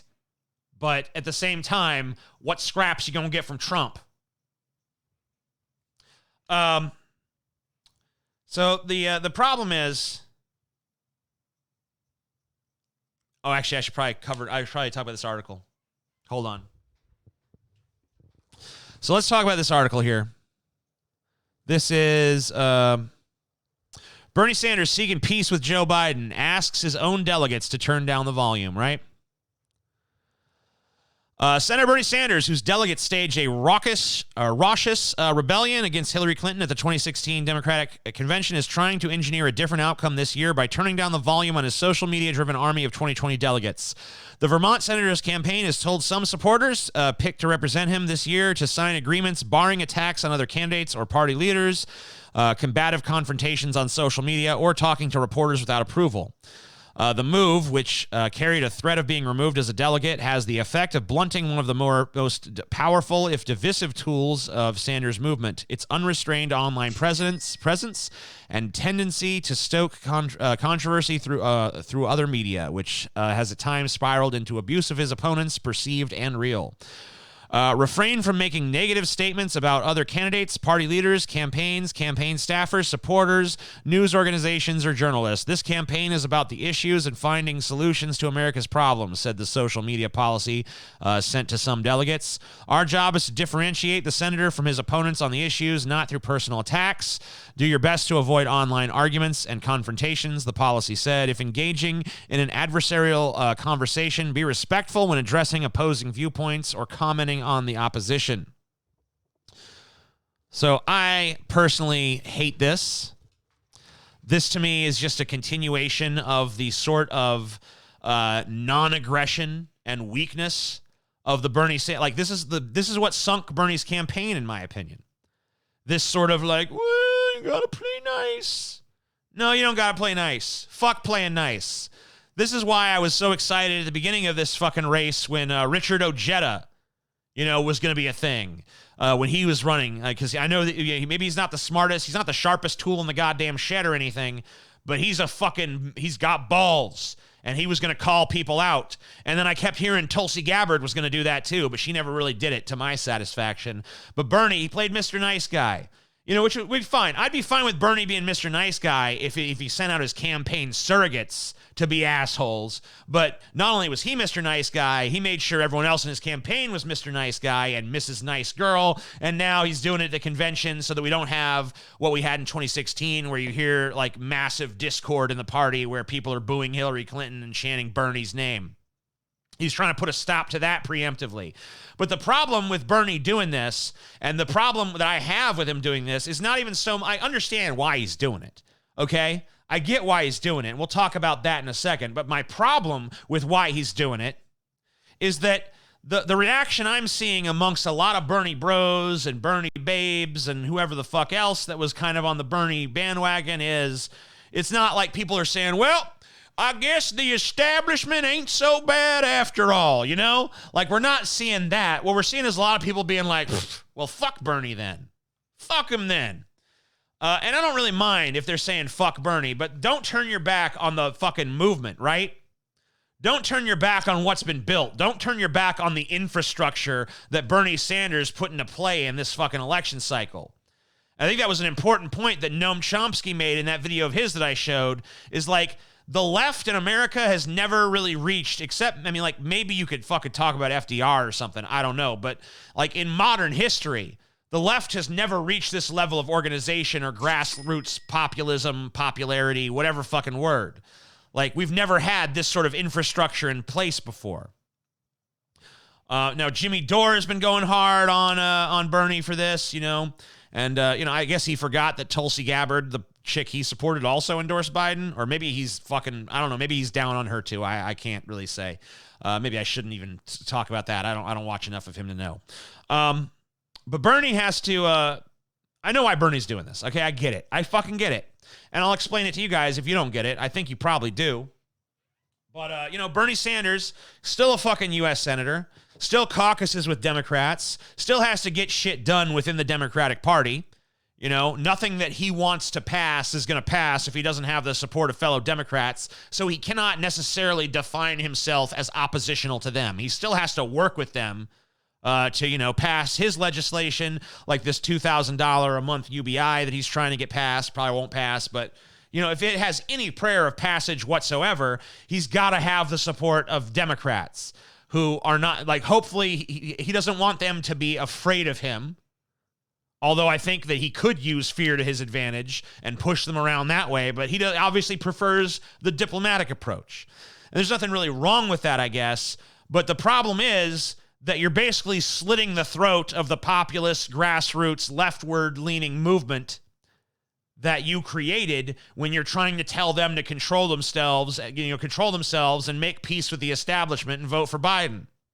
You know, I think you can make the argument for supporting Biden, but still kind of keep your fucking, you know, keep your credentials in check, you know, and still hold Biden's feet to the fire and still be a fucking, you know, a loud, obnoxious, progressive voice that won't shut the fuck up. I think people would respect that tremendously more than this fucking endless perceived capitulation to the powers that be. That undercuts the movement. It creates divisions within the left that we do not need right now. So I think that Bernie Sanders is being a bad leader right now at this moment. He brought us all together under one banner, but he's not doing as well. Like in his ascendancy, he was bringing us together, but in his, I don't want to say quite fall, because it's not like he's falling to the position of United States Senator again. So it's not like, oh no, he's powerless. But, in defeat, right? His over eagerness to be conciliatory in defeat is really undermining a lot of the stuff that you and I probably want to see from him, including some of these fucking, we want to see him continue the fight for the policy positions that matter. And sometimes fighting for policy positions does mean going after your opponents and fighting dirty and being mean.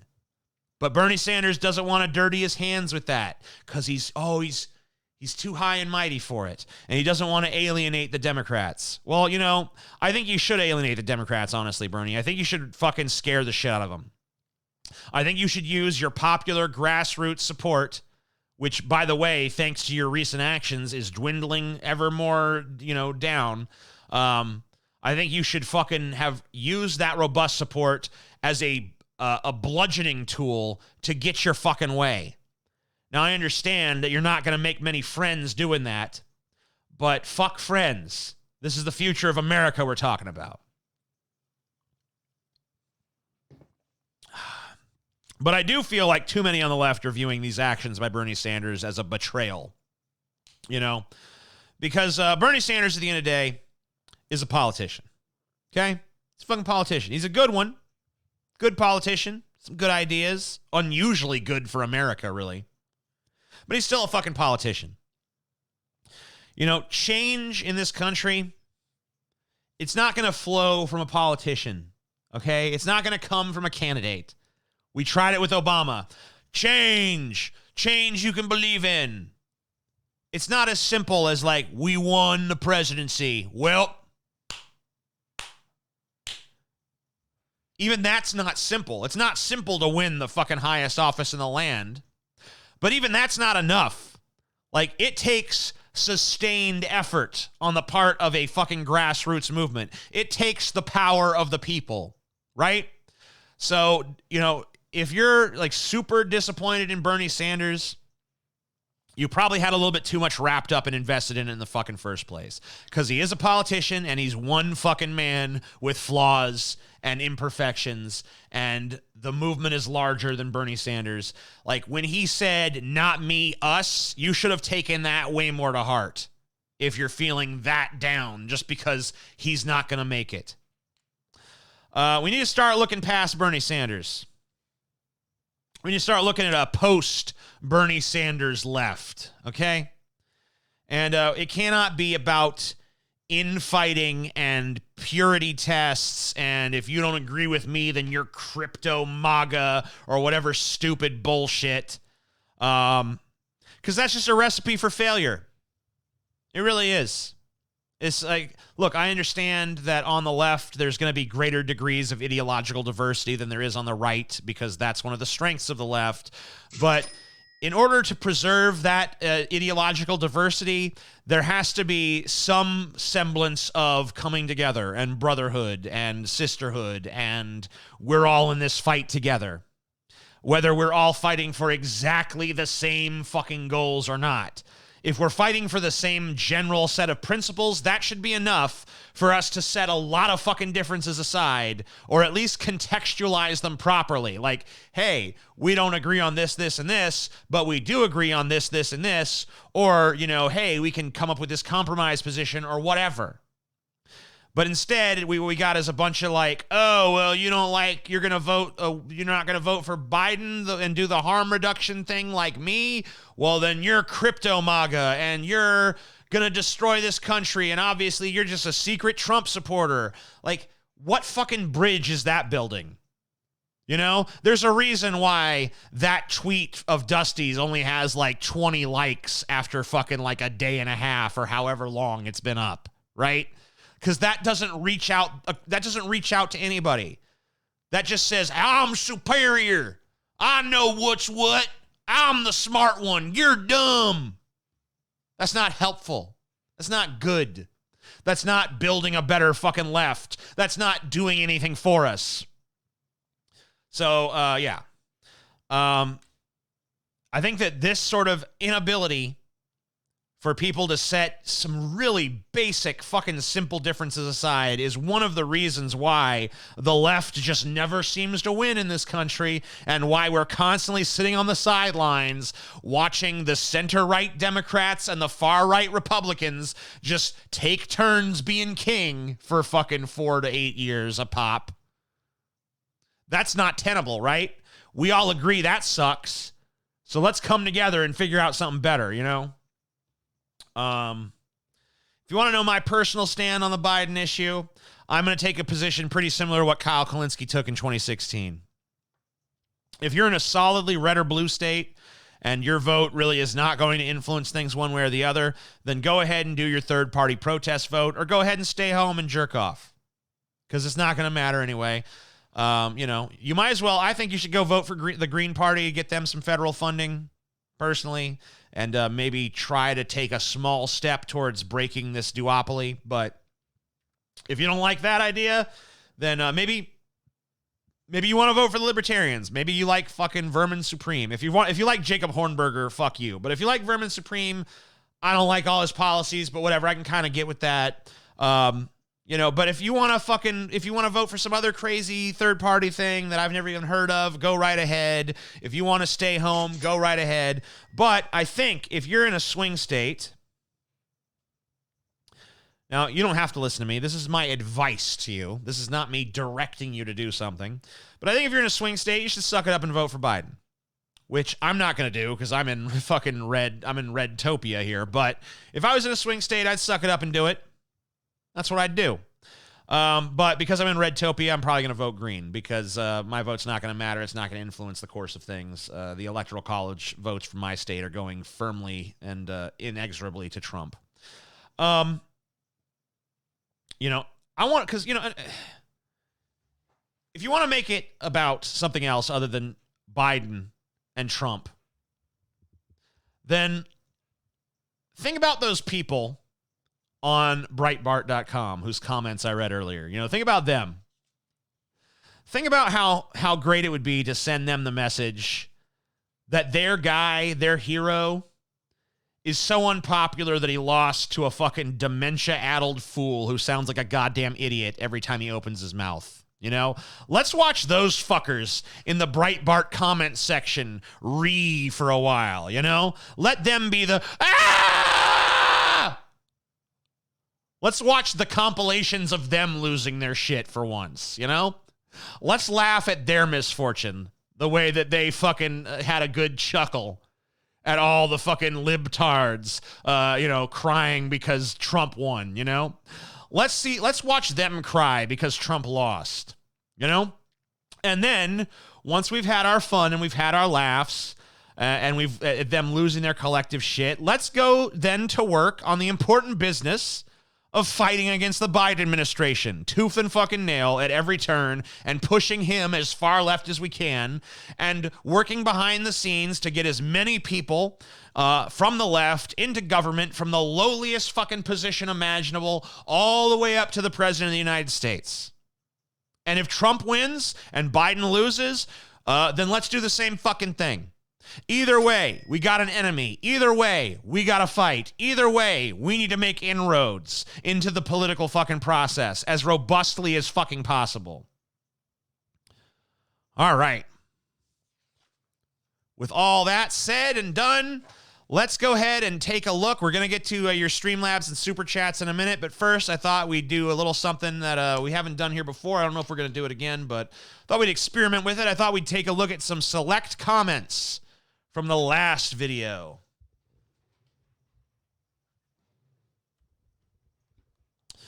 So let's take a look. This should be fun. Comments from the last video. This is from Sean Fisher, and I'm going to read them. I'm going to read the bottom one first because I think it came in first. Now he's talking about the Twitch deer. The ferociously Steph girl who joined the Twitter safety advisory council or whatever the fuck it was. So he says, 13300, isn't that what marginalized groups want, though? They preach acceptance, but hate straight white males in all forms of modern entertainment, and it's totally accepted, as though every straight white male is exactly the same, needs restrictions that others do not, and they all think and feel the same way. This is everything the left and SJWs stand against, yet practice the exact opposite every chance they get, claiming we are all the oppressor, so our individuality is dismissed, even if we agreed with the SJW principles before they went full Pretty hypocritical and disingenuous to see that time and time again. In fact, it even says openly, I have power. In fact, it even says openly, I have power. It, right? So after this big screed about how all these SJWs hate straight white men and how, they're against their individuality, he goes ahead and describes ferociously Steph as an it. Like, ooh, you're an it to me. You're not even a person. Like, isn't dehumanization kind of the first step towards, like, committing genocide and stuff like that? I'm not saying this guy's advocating genocide or anything, but, like, this is pseudo-speciation. This is when you, like, take away the humanity of another person. I understand that maybe it's just I'm going to fucking be really charitable here and say that, this is just him referencing the fact that she goes around saying she's a deer. So maybe he feels like this is like the proper, I don't know. I don't think it's a pronoun, but, you know, maybe he feels like that's the proper terminology because he's talking about a deer. I don't know. But it seems to me like what he's really trying to do is like say, well, this person's not even a fucking person in my eyes. They can't take it away from me. People should be scared of me. This is a great example of her true motive. Okay, so he's calling her there. So that's probably fair. To impose politics on people that don't agree with its politics, pure and simple. Okay, he's calling it again. So he said her once, but he said it twice. So, I mean, I think that undercuts a lot of this stuff. Like, when you're going around calling people it kind of seems like maybe there is a problem with you, and you're kind of, like, bolstering the opposite point there.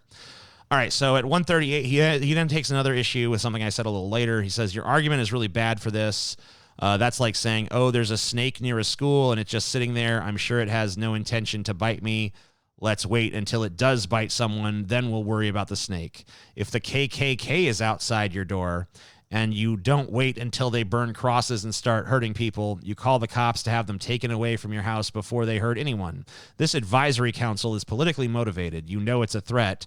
You know it's a threat to those that don't agree with dear person's agenda. To play stupid and wait until they do have actual power is to become actually stupid.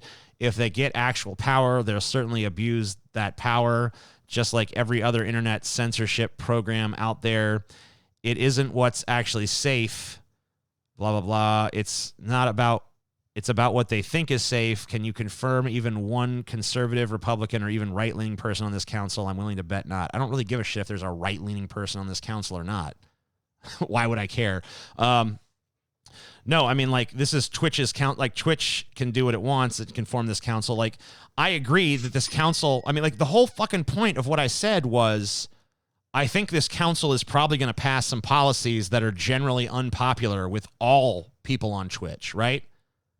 So that being the case, I feel like the reason that they put Ferociously Steph on this council is that she could be a lightning rod for controversy. Thus, when the council does stuff that is negative, they can hide behind the shield of transphobia. So I'm basically saying they've turned her into a useful idiot for their own agenda. So how am I ignoring what this council might represent? But at the same time, like, we know a snake is liable to bite someone, right? Especially if it's a certain kind of snake. Like, we know about snakes, they bite. We know about the KKK, they burn crosses and do heinous shit.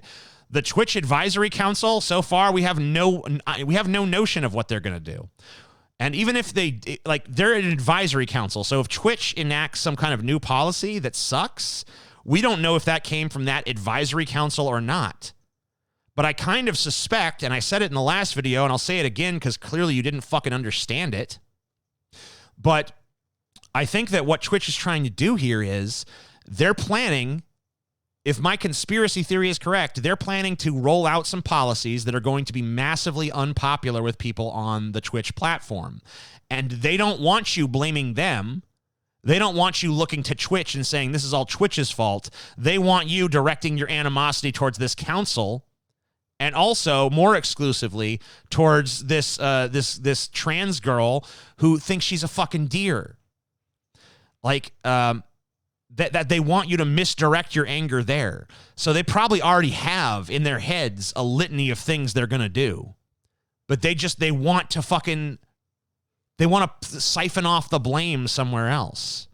So if anything, I'm telling you to be skeptical of the idea that this council is what's going to be doing the stuff that you're probably not going to like. If Twitch rolls out within the next 6 months or so some really terrible policies, then I think it's stuff that they were already planning on doing before they ever formed this council. I think they formed this council and put a fucking trans deer girl who's on a power trip on it specifically to distract you from what they're going to do. So I think you should fucking hold Twitch accountable and not fall for this lame ploy, if indeed that's what it is. Once again, this is just a conspiracy theory on my part. But I don't know how you took that position that I just espoused and in any way said it's like, oh, it's like ignoring a poisonous snake outside of a fucking school or whatever, or it's like ignoring the KKK outside your house. You have no idea what this fucking council's going to do. You have no idea what sort of policies they're going to fucking put forth, or what policies Twitch is going to implement at their behest. But I kind of suspect that they're just there for show. All right. Here's another comment. It's not supremacist to love your own people and advocate their interests specifically. That's like saying a BLM activist or a civil rights marcher fighting for POC interest is a supremacist. No. So first of all, you're not going to get any sort of like woke lib points from me by mentioning BLM, because I don't like BLM. I think they're stupid. I think they went around getting their agenda done the exact wrong way. As for the original civil rights marchers, they were marching against concrete ways in which their civil rights were being violated. Like they were marching against segregation. They were marching against, like, oh, you got to drink out of this water fountain. You got to ride in the back of the bus. Like there was like things in society that they were legally barred from doing. Like there was a double standard literally passed into law. There's no equivalent of that for white people. So I don't really understand this whole analogy breaks down for me. It's just not the case. Just because you're pro-white doesn't mean you're at odds with everyone else. I advocate for the white working class. I advocate for the interest of my Volk. But that doesn't mean I don't care about the interests of other groups, especially since we are forced to live in the same world and therefore their well-being affects us too. I like the phrasing there. We are forced to live in the same world. You can be based and rot-pilled without being base and rot-filled. I feel like, once again, you kind of proved my point, because this comment it's not playing the way I think you wanted it to. James Oldfield comments on some libertarian stuff. Libertarians want to get rid of government, but without government, we'd have corporations. In the current system, they work together. They pass laws favorable to the corporations. And he says, and yet you want more government power? You do realize that's the source of the corporatism, right? No. Capitalism is the source of corporatism. If you expand the size and scope of the government even further, corporatism would get worse, not better, because the government will have more power to help out their corporate buddies. Well, I don't want them using their power to help out their corporate buddies. I want they're using their power to rein in their corporate buddies. I don't want them to be their buddies, in fact. The Democrat Party are no less capable and guilty than those practicing than the Republican Party are. I agree with you there. If you get rid of the government entirely, then they wouldn't be able to pass laws, legislation, and regulations that are favorable to the corporations and prevent smaller businesses from being able to succeed and grow and compete with those corporations. Corporatism is a facet of statism, not a facet of capitalism. Totally wrong. So yeah, you're right. If there was no government, they could not pass laws, legislation, and regulations that are favorable to corporations, but they also couldn't pass laws, legislation, and regulations that could rein in corporations. Like, hey, you're not allowed to dump toxic sludge into this river, right? Or, hey, you're not allowed to pay your employees in, funny money, or, a corporate script that's only accepted at these locations that we also own, thus making, basically paying people. Like, it's just like, hey, here's your money that you can only spend with us, so therefore we pay you, and then you give us the money back in exchange for the stuff you need to live, like, which actually happened for a long time. This is like, the company store kind of thing, where they set up camps that were entirely owned by one company, and you were paid with a script from that company that was only accepted by that company. So it was basically just slavery with extra steps, as the Rick and Morty meme goes. So the government couldn't crack down on any of that stuff either. If a bunch of workers tried to form a union and the corporation wanted to just send out a bunch of thugs to fucking bust their heads in and say, fuck you, you don't get a union, get back to work, or we're finding scabs to replace you. And by the way, your union leader fucking is mysteriously missing. And, we don't want to say he's wearing concrete shoes, but, So yeah, this is a stupid idea. Laissez-faire capitalism does not produce some sort of fucking wonderful equilibrium. We're not like the Adam Smith shit has been tried. It failed. It doesn't work. It's just going to lead to massive pollution, child labor, company script, and a fucking million and other fucking horrible things that are just totally at odds with any sort of humanist worldview. Cannon Rush says, TJ saw firsthand that the Twitch person was clearly indefensible, yet he decides to attack Twitch instead of the person who said the wrong things. You are biased, TJ. Too scared to upset your fan base by attacking a trans. TJ frames the tran as a victim being exploited by Twitch. TJ lacks the balls to take this on properly. All right, well, let me ask you this, my friend. So we both agree that Ferociously Steph does not belong on this advisory council, right? We both agree that she doesn't belong on it, that the statements she's made seem like she's going to be bringing way too much bias into the equation, and that she is clearly on a power trip. So the question is, how did she get that position? Did she appoint herself? Did she magic herself into it? No. Twitch came to her and offered it to her. Any person, whether you're probably not qualified, Cannon Rush, to be on a Twitch advisory council. Would you turn it down if they offered it to you? If they came to you and said, we're going to give you a bunch of money and we're going to let you fucking have a say in the future policy making decisions of Twitch, even if you knew yourself to be unqualified, even if you had the presence of mind to know, like, I'm probably not right for this job, would you turn it down? Of course not. Twitch offered this fucking position to Ferociously Steph, and she accepted it. It's not her fault that she's unqualified. It's their fault for hiring someone who's unfucking qualified. And you have to, and like the fact that you're not even remotely skeptical about why they did it. And in fact, the idea that I'm somehow misplacing the anger at Twitch. Twitch hired her. Twitch hired a person that you just said is unqualified. How is it the fault of the unqualified person? They just took a job that was offered to them. Twitch is the one that looked at this person, vetted this person, and said, yeah, this is what we want. So you should be skeptical of that. You should ask, why would this be the person they would want for this council? I offered my conjecture in the last episode, and I think that you've done nothing to fucking refute it. This person says, do you really think the DNC cares about winning elections? They don't. They care about making their donors money. They care about maintaining the status quo of imperialism and fascism light. Why waste your time talking about how stupid it is that the Biden campaign is vetting Klobuchar? They don't give a fuck. All right, well, here's why. Because they do give a fuck. I've heard this take before.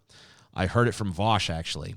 The Democrats don't even care about winning, so why even talk? Like, they do.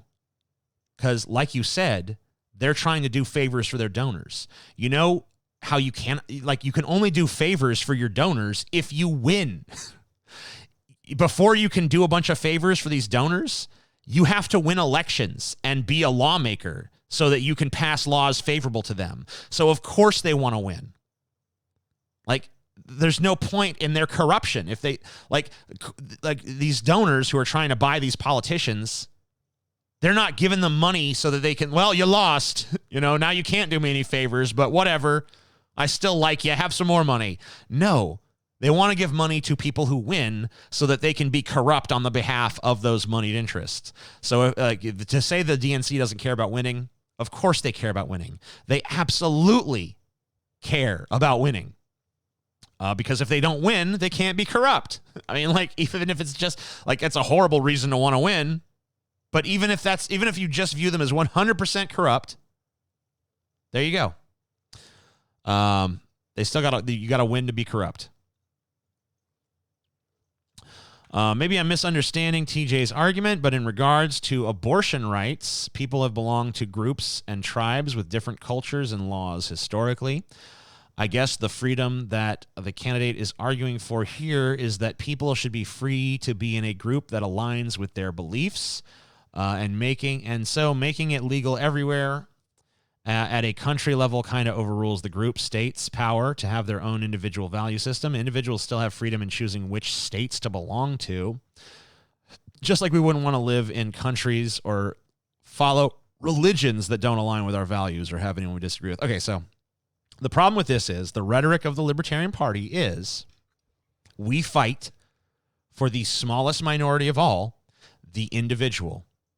So if you're going to take that stance, then your position on abortion has to be one of two things. You can be pro-choice because you believe in the right of the individual to decide for themselves whether or not they want an abortion. Or it can be pro-life because you believe in the right of the individual fetus to exist. Those are the only two arguments you can make. And this states' rights argument doesn't make sense because these guys are against big government telling people what to do. That's their whole line of rhetoric. Don't let the government tell you what to do. Well, why the fuck would a state government be any different than the federal government? You know, like why, like an edict coming from the state government is just as bad as an edict coming from the federal government. If you believe that the fucking, the fucking core of liberty should be the individual, that the rights of the individual are the most important rights to possibly protect, then you can't say, well, the state can take them away. Right? It just it's contrary to their fucking position. Like, there's no, like, if you don't want an abort, like, if you just take it down to that individual level of like it's just an individual right, then the people who want abortions can get them. They can make that choice. The people who don't want abortions can't get them, or like they still can get them, but they don't have to get them. But if you make it a state thing, then let's say, oh, I live in the fucking state of Texas or whatever, and now I need to go get an abortion. I mean, obviously I'm not getting pregnant, but let's say I am. Somehow magically I get pregnant. I need to go get a fucking abortion. I'm like fucking Arnold Schwarzenegger in that terrible movie Junior. I need to go fucking get an abortion, but it's illegal in the state of Texas, right? And it's probably illegal in a lot of the neighboring states too. So now I got to go on a fucking road trip just to get this fucking baby sucked out. That's not individual liberty at that point. That's liberty of the state, which is not any fundamentally different than liberty. It's not liberty at all. It's just saying like, hey, instead of being a bitch of the federal government, you get to be a bitch of your state government, your local state government. Like, if you believe in individual liberty, then every individual everywhere should have the same fucking liberties. And if it can be taken away by the state governments, then it's not a fucking individual liberty. It's a states' rights thing. So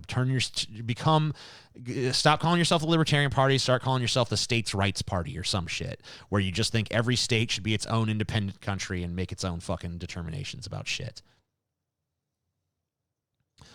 All right. I think your characterization of objective morality was a bit of a straw man. I get what you're saying, but with subjective morality, countries could just say slavery is okay in their book and carry it out. How is there not an issue with that? I don't even disagree with your ideas on it, but am a philosophy major, and there's something professors talk about when it comes to this topic. Why does objective morality necessarily have to come from God anyway? Maybe there is just a right and wrong, but with varying levels and degrees. Well, where the fuck does it come from? If it doesn't come from God, where is it? Like, if there's just a right and wrong, where'd it come from? Like, tell me, like, give me a fucking source of this right and wrong, other than just like our personal opinions as human beings, which are subjective. So this idea that like, oh, well, if you're saying morality is subjective, then countries could just say slavery is okay in their book. What the fuck does like saying that morality is objective doesn't stop that. The transatlantic slave trade was justified by people who were Christians, who believed in the Bible, who believed that the Bible was an objective measure of morality. So this idea that, oh, well, you got, whether morality is subjective or objective, people justify whatever they want with it. Because there's not, because even the people who say it's objective, what they're doing is they're not showing you like, here's the objective morality. We've figured it out, using fucking, inductive reasoning or whatever the fuck. They're saying, here's objective morality. Well, how'd you come to it? Well, I subjectively decided what it was. Or I read it in some book somewhere. And they said God said it. Like, it's still subjective. There's people who admit morality is subjective, and there's people who won't admit that morality is subjective and just call it objective. But both these groups of people can justify whatever the fuck they want. And I also had another comment about this that I think got deleted because I responded to it, and I think the dude deleted it like a bitch. But he was just like, you don't understand morality. You obviously haven't read up on this. It's like, where's your fucking argument, bitch? I don't care. Anyone can allude to some argument that defeats me, right? Oh, you're wrong. If only you'd read this. No, you make the argument. Come on. Anyway. That's it. So now we're going to read some Streamlabs and Super Chats. But first, I'm going to take a little break. I will be back in about 5 to 10 minutes. And I will read your Streamlabs. I will read your Super Chats. And we'll have ourselves a grand little time. So if you want to get any last-minute Streamlabs or Super Chats in before that happens, go ahead and do so. I will return in 5 to 10 minutes with that for you.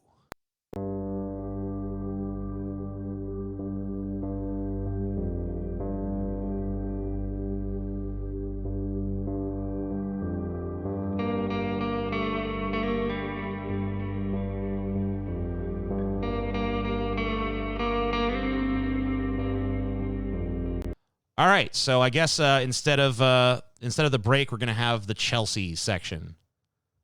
Chelsea's gonna come on. Do you want to actually appear on camera, or you want me to put up a thing? All right, I got a thing here. So, Chelsea's gonna talk to you while I am away.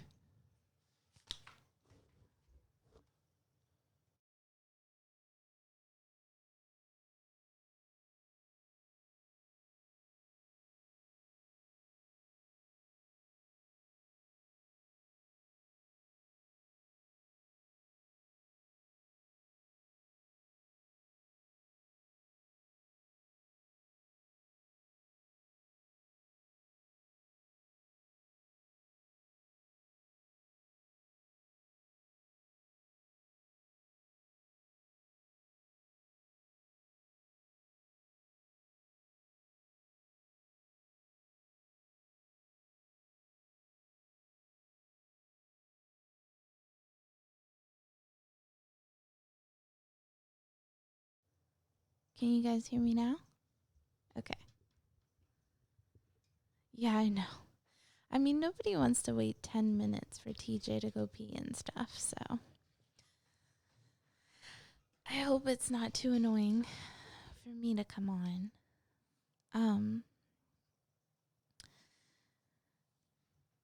Hold on just a second. I'm so sorry. You guys can ask me some questions.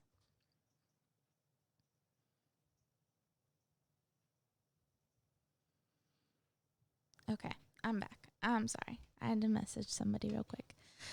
All right. Do you see yourself becoming a household name? I know that's not for me, but I could see TJ becoming a household name, especially with his new book. I'm excited.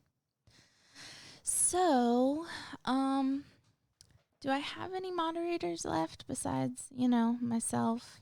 Let's see, who's here? Skeptical Jesus. I'm going to ask you, my dear sir, to, can you post a link to my YouTube channel in the comments here, or in the chat here? I basically wanted to just say, in case no one was reading when I was chatting earlier, I'm probably going to do another tipsy YouTube stream like I did a couple weeks ago when I stole TJ's channel when he was sleeping. I'm not going to steal his channel again. I'm not allowed to do that. So please go subscribe to my channel. I'm hoping that... Oh, man, don't say ooh. You guys love my voice. Shut up. Yeah, please go subscribe to me because, I hate fucking shilling myself like this. I sound like a real YouTuber now. Go subscribe to my channel, Chelsea the Imp. Yeah, tomorrow night. I don't know what time. Tomorrow night. I'm making that promise to you, to everyone out there in the universe. I don't have a sex hotline. I'm sorry. But someone did ask me to talk about my lesbian experiences on that stream. So, yeah. Can somebody please do the link? I can't do that and this at the same time. I'm sorry. I don't know. Anyone can do it. It doesn't have to be a moderator. But if you just look up Chelsea the Imp, you should be able to find it. I don't know. But yeah. Please come tomorrow and talk to me there.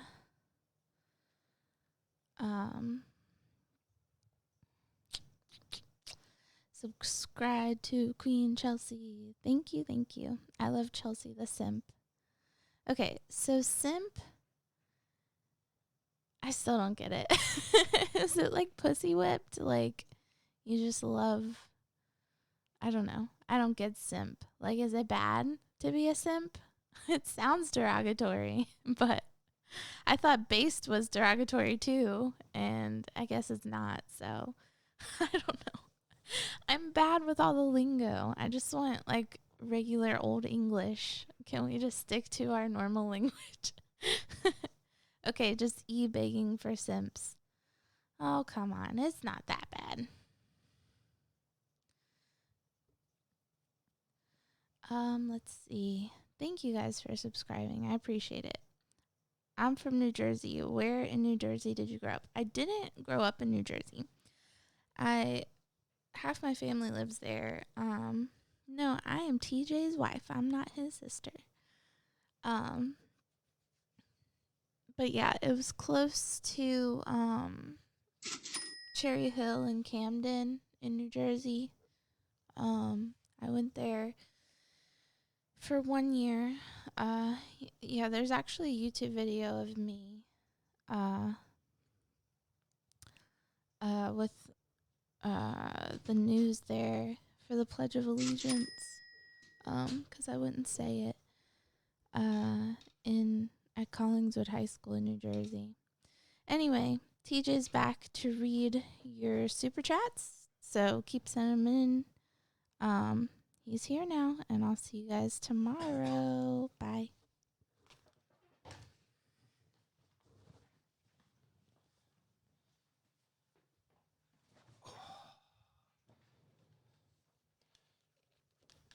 All right, let's do this.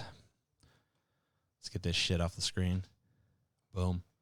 All right, time for the Streamlabs. Time for the Super Chats. Let's do this. Time for me to grab my drink. Okay.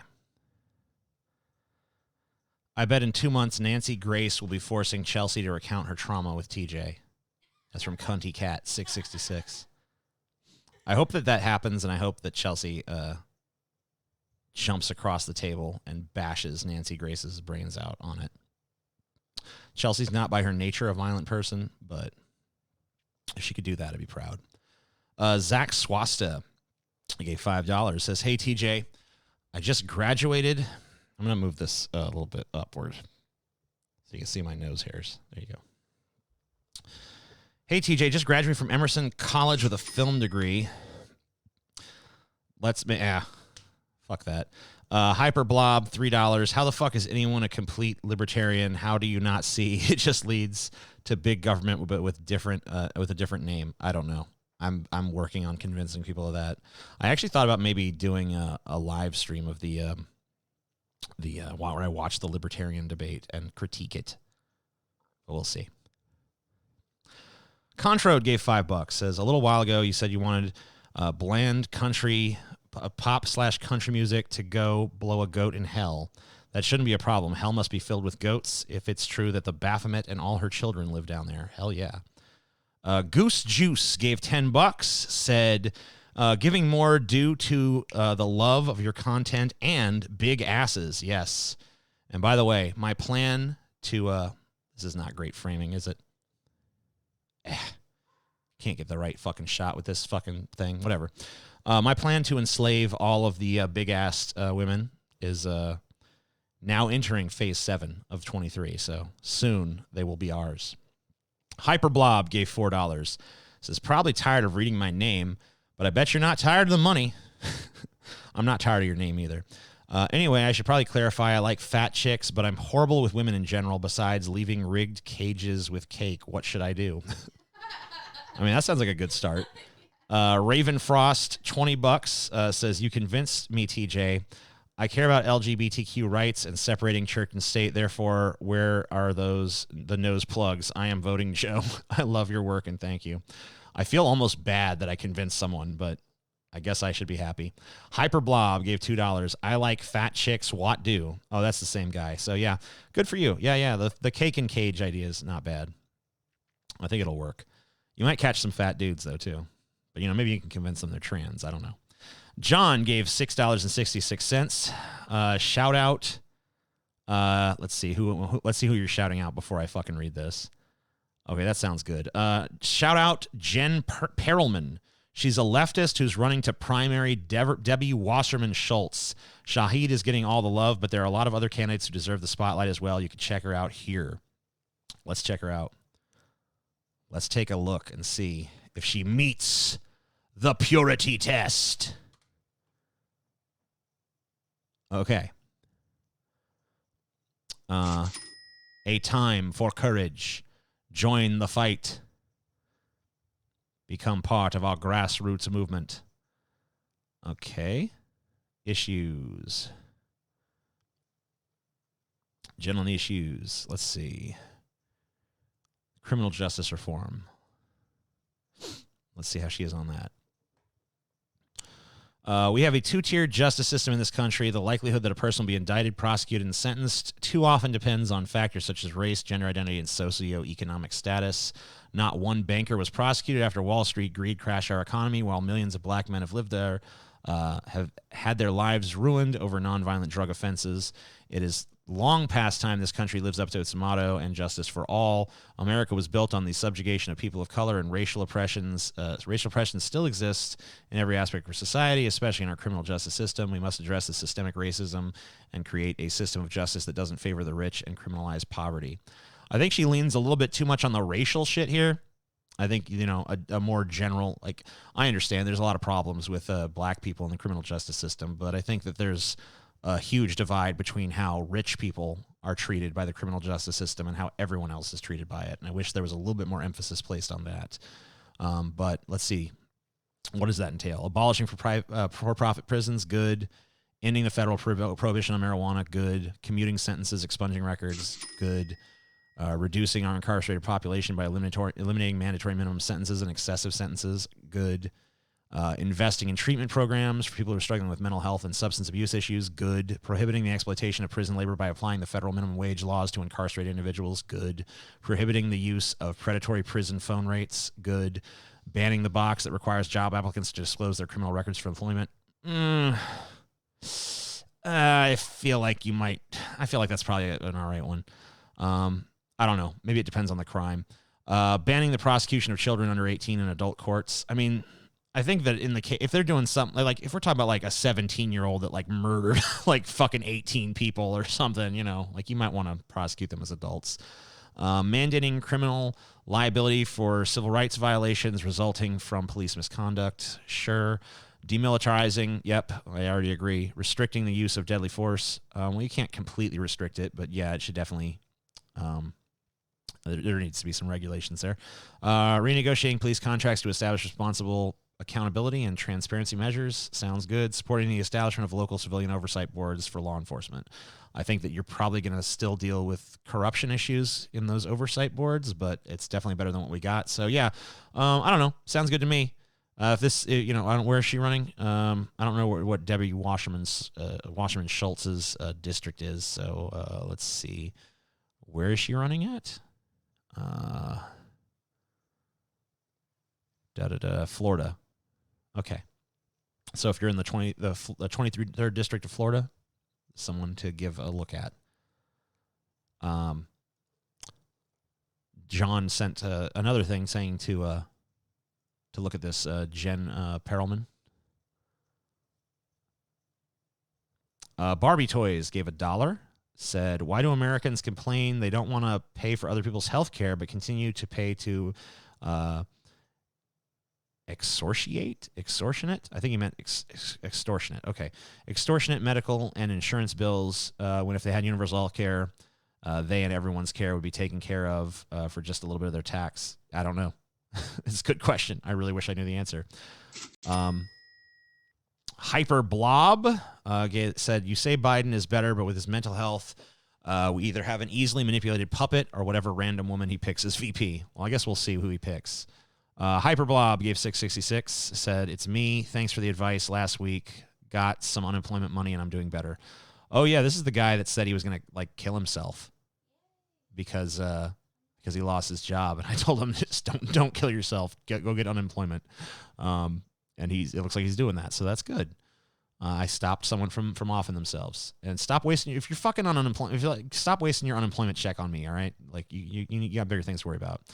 Kolek said, "Hey, Cheat," he gave 420. It's awesome. Hey, Chi huge thanks for helping me change from Christian to agnostic back in 2014. Owe you a beer for that one. Although I'm a Trump supporter, still love you and your content. Keep up the good work. Thank you. Kev Blaze gave 666. I respect your opinion about how bad Biden is, but have you considered that everybody loves the blueberry pie? Oh, yeah. Everybody loves the blueberry pie. Everyone knows that. Cosmic Charlie says, he gave 666, says, love your content. TJ, been watching you for 10 years now. If I had to ask you anything, it would be, why did Triggered die? I thought it was so funny and loved the set. Are these streams the spiritual sequel? Love you, bro. Yeah, I've been trying to maybe make these a little bit more like the old episodes of Triggered, only live and longer. And obviously they're way more political. But I have been, I do miss doing this. The real reason Triggered fucking died was because the set got fucking, the set flooded and I didn't have another place to do it. And then I built another set to do it on and then I had to move. So it's just been a cursed concept, I guess. But I actually, I have been toying around with the idea of bringing that back.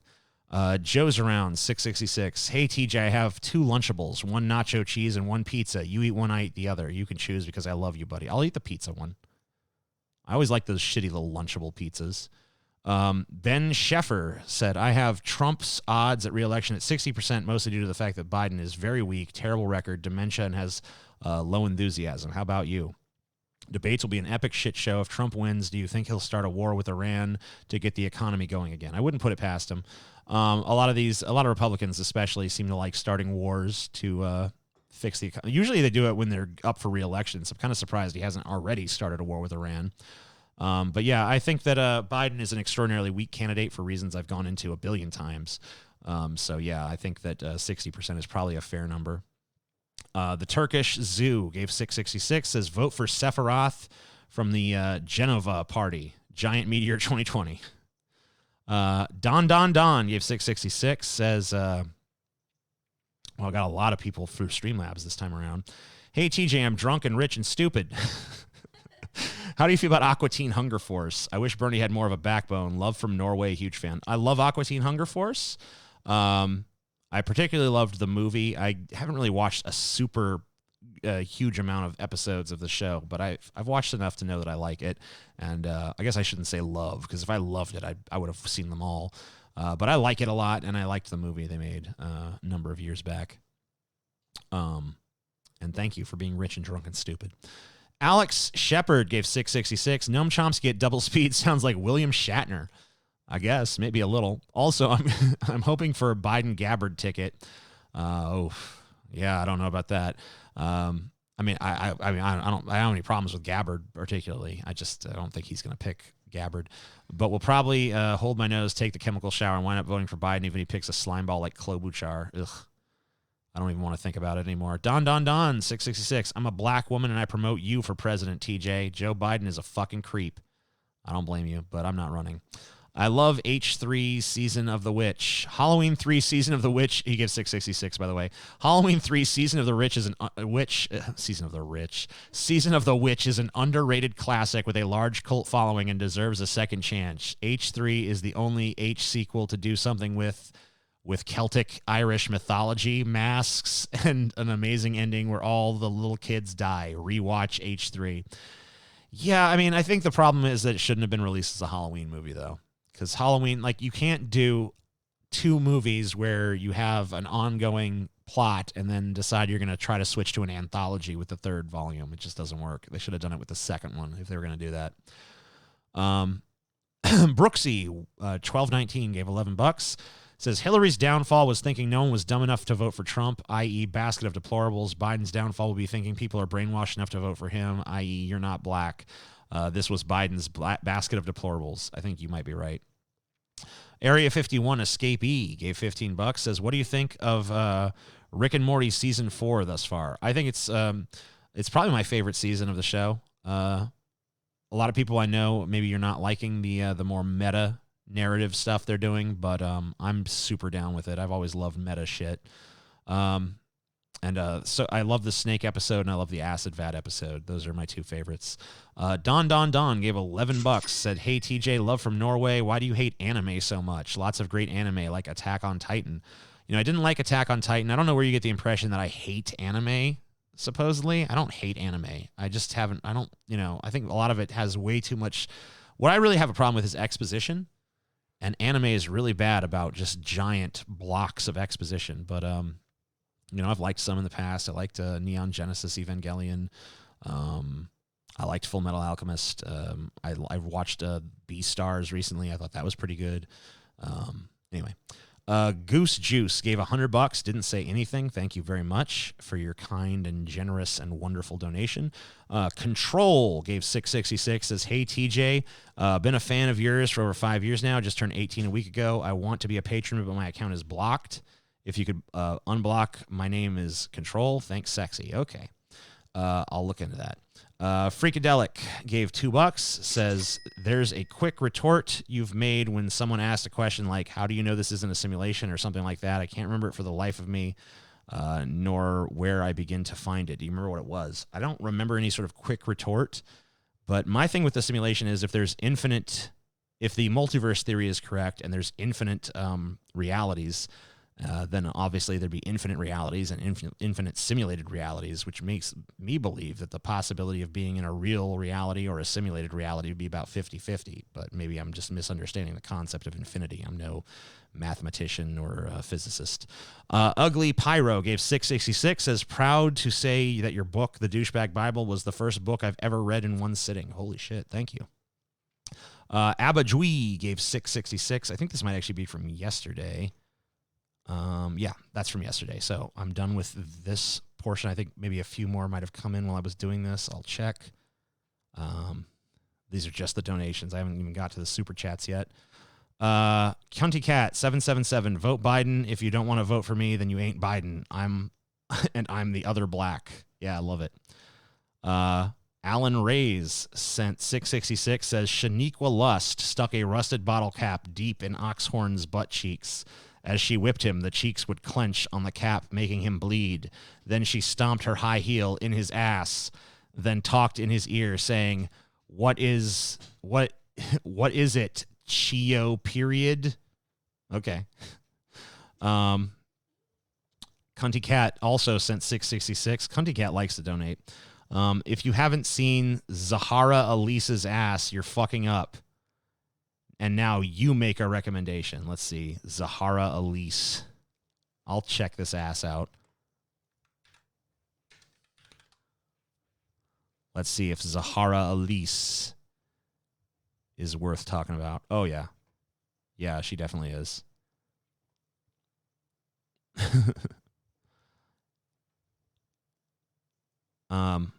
As for my recommendation, oh fuck, I don't have my little Instagram tab open, but I have about 1,000 I could tell you over there, but I don't remember their names. Cunty Cat 666.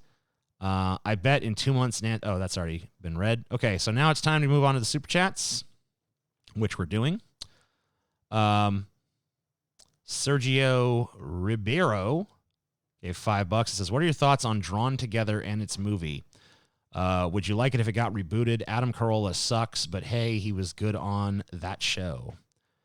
Yeah, Drawn Together was funny. I really appreciated their completely politically incorrect, irreverent humor that seemed to have no sort of overarching message or even a point. It's just like, hey, we're just gross and offensive for the sake of being gross and offensive, which I think you need, and I don't think we have anything like that right now, unfortunately. Blake gave $10. It says, please say into the camera, Alice, you are a false prophet. You wrote it in my friend's copy of the Douchebag Bible in 2011. Alice, you are a false prophet. Kim Aceves gave $1.99, said hello. Juwan Hart says booty noodles, gave $5. Thank you. Maki Chan gave $4.99. Hey Chelsea, that video of TJ doing a house tour and shows a drawer full of sex toys. How many toys do you guys own, and have you used one to peg TJ? Well, she's not talking right now, but no, she's never pegged me with any of our toys. Random internet guy gave $9.11 in Canadian money. Called 911 on my dad for assault tonight. That's why I missed the stream. Sad face. Well, fuck him. Good. Gabe Newell gave $1.99. Says, what's your opinion on Russiagate? Bunch of trumped up Democratic bullshit. The Russian election meddling was a fucking joke. I don't think they made any sort of impact in the results of the 2016 election. If they did, it was rather marginal. I don't disagree that they tried to meddle in our elections, by the way. I just don't think it was effective. The most you could really, I guess the main thing that they might have done is they hacked Democratic, DNC emails and released. But the stuff they released was stuff that the American people should have known anyway. So I don't have much sympathy for the idea that they influenced the election by showing people what we were doing. Like they and I don't even know if that was Russians. I mean, if it was though, I thank them for giving us that information. Ken Mix, $2, says, do you see yourself becoming a household name? Not really. I mean, I'm a name in some households. Anti-Life gave $2. What are your thoughts on antinatalism? I think it's dumb. Sergio Ribeiro gave $2. Says, did you read Dave Rubin's new book? Spoiler, it's... And then it just kind of trails off. Indy, $1.99. What made Amazing Atheist take off in popularity? I don't know.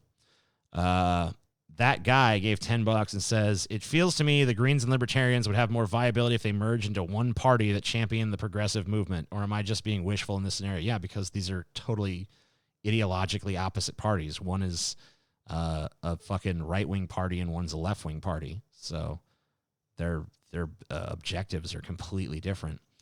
Dylan Hogan gave $5 and says, I live in Florida, and although it's called a swing state, I feel it's becoming increasingly impossible for Biden to win here. What would you do? I mean, polling doesn't really bear that out. And Florida has so many different cultures in it, so I don't know. Florida's always been a weird one. Henry's Vlogs gave $4.99. I like Bernie a lot, but he's too nice. We need a candidate with the policies of Bernie Sanders and the rude, smart-ass attitude of Donald Trump. I wish I didn't agree with you as much as I did, but I really do. This person is called 4,999,999 subscribers. Gave $9.99 and just left a period. Thank you. Brandon Jones Markowski gave $4.99. Says, not voting because I live in New York, so it wouldn't matter. Love your work, TJ. Keep it up. Fair enough. Jackie Dang gave $5. This Epic Times, NTD, and China Uncensored and America Uncovered YouTube channels and Shen Yun are all Falun Gong. Falun Gong is a religious sect, a Chinese religious sect that is in opposition to the Chinese Communist Party, and they have infiltrated the American media to try to drum up anti-Chinese sentiment in our country. And I think that, it's fine. They have the right to do that, but I think they should represent themselves as what they are, because a lot of them are masquerading as like, we're all American conservatives. No, you're a fucking weird Chinese religion that's trying to use American conservatives to oppose your enemies in China. Jack gave $5 and says, why didn't Bernie show up to vote against the FBI warrantless history search bill? Serious inquiry. I don't know. I'd have to look into it. Philoso Fur gave $6.66. I understand Warren has lost a lot of favor, but it Isn't it clear she's the best of possible VP considerations for Biden? Unlikely pick, perhaps. I don't know.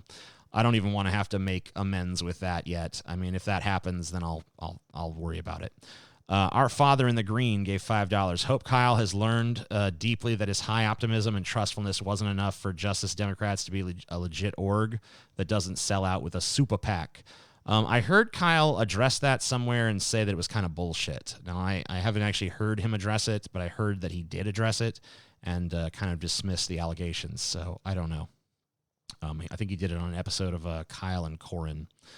Juwan Hart gave $2, says America is basically a teenage girl. Yeah, temperamental and stupid. I agree.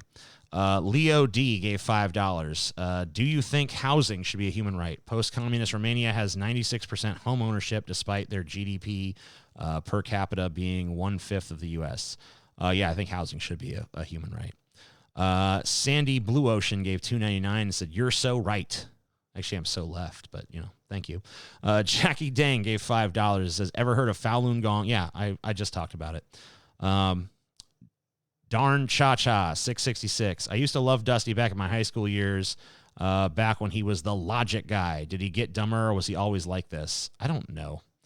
I used to like him too. I don't really know what happened. Parker gave $5. Says, what are your opinions on volunteering for candidates by canvassing, phone banking, etc.? Do you think it's effective? Does the left need to do it more? Yes and yes and yes. Henry's Vlogs, $4.99. TJ, did you see Joe Biden interview on CNBC one day ago where Joe Biden said, I'm going to beat Joe Biden? What? Hold on. That didn't happen, did it? I got to see this if this is a thing. Oh, my God. Is there video? Okay. Hold on. We got to find this fucking video. Give me a beat. Going to beat Joe Biden. All right. There's a remix of it. I want to find the original. I want to fucking see this unedited. I'm prepared to say that I have a... All right. Hold on. Hold the fucking phone. Wait a minute now. I'm prepared to say that I have a record of over 40 years and that I'm going to beat Joe Biden.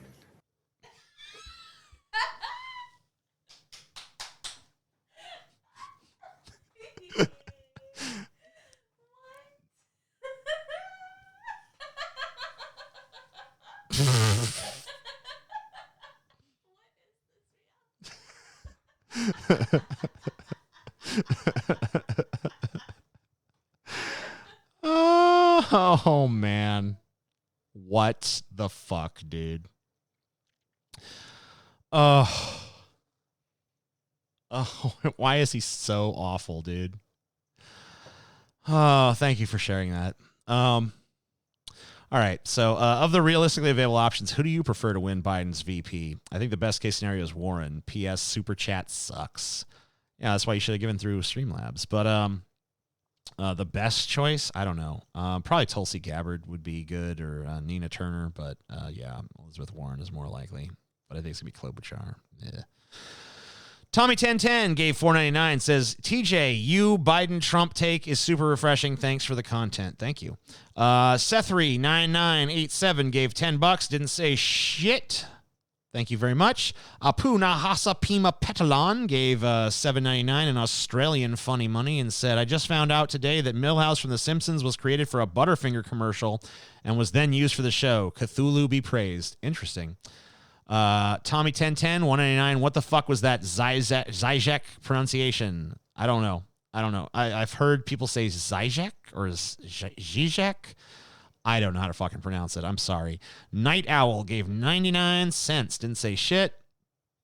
Mix Nightlight gave $1.99. Says, I'm conservative and socialist. Trump is Israel first. Okay. Special Eddie gave $5 and says, would you share an uncommon thought about reparations, please? Love you, Tej. I think that reparations is way too divisive an issue. I don't think it's ever going to be. I think it's just a political non-starter. Whether I think morally there's any justification to it or not, I just think it's a stupid policy to embrace. from just a sheer electoral politics perspective. Tristan Kratz gave $2 and says, have you watched the Empire Files yet? I looked at it. I didn't see anything that interested me, so I didn't click on anything. Soikin021 gave $4.99 and says, when do you stream? Schedule. Here is some money for some food. There is no schedule, sir. I stream when I stream. And, you know, you just got to hope you catch it, I guess. I'm a Tall Guy. One gave $2 and says, TJ's principal juice tastes great. Right, Chelsea? Yeah. Chelsea's nodding her head yes, for the record.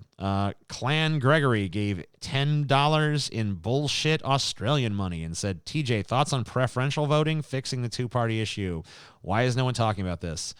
I'm talking about it. I'm talking about it right now anyway. Maybe I should do more of a show on. I'll do some maybe I'll do an episode of this on some different voting methods that could be used to replace our electoral college winner take all kind of bullshit we got going on.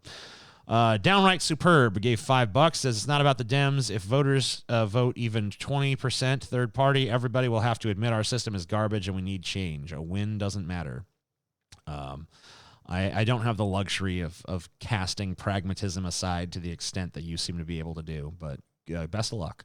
Mr. Naughty Priest gave $50 and says, TJ, I like watching these things drunk. I nesser follow what you say, but I'm donating money, so have some. I'm still concerned about you, Mr. Naughty Priest. Johnny D's Nuts, Star Wars and Politics. $9.99, Return of the Burn, The Green Strikes Back, Revenge of the Libertarians. Oof. Maybe you're right. That guy gave $10, says, I wonder what line Biden has to cross for the media and politicians to openly state he isn't fit.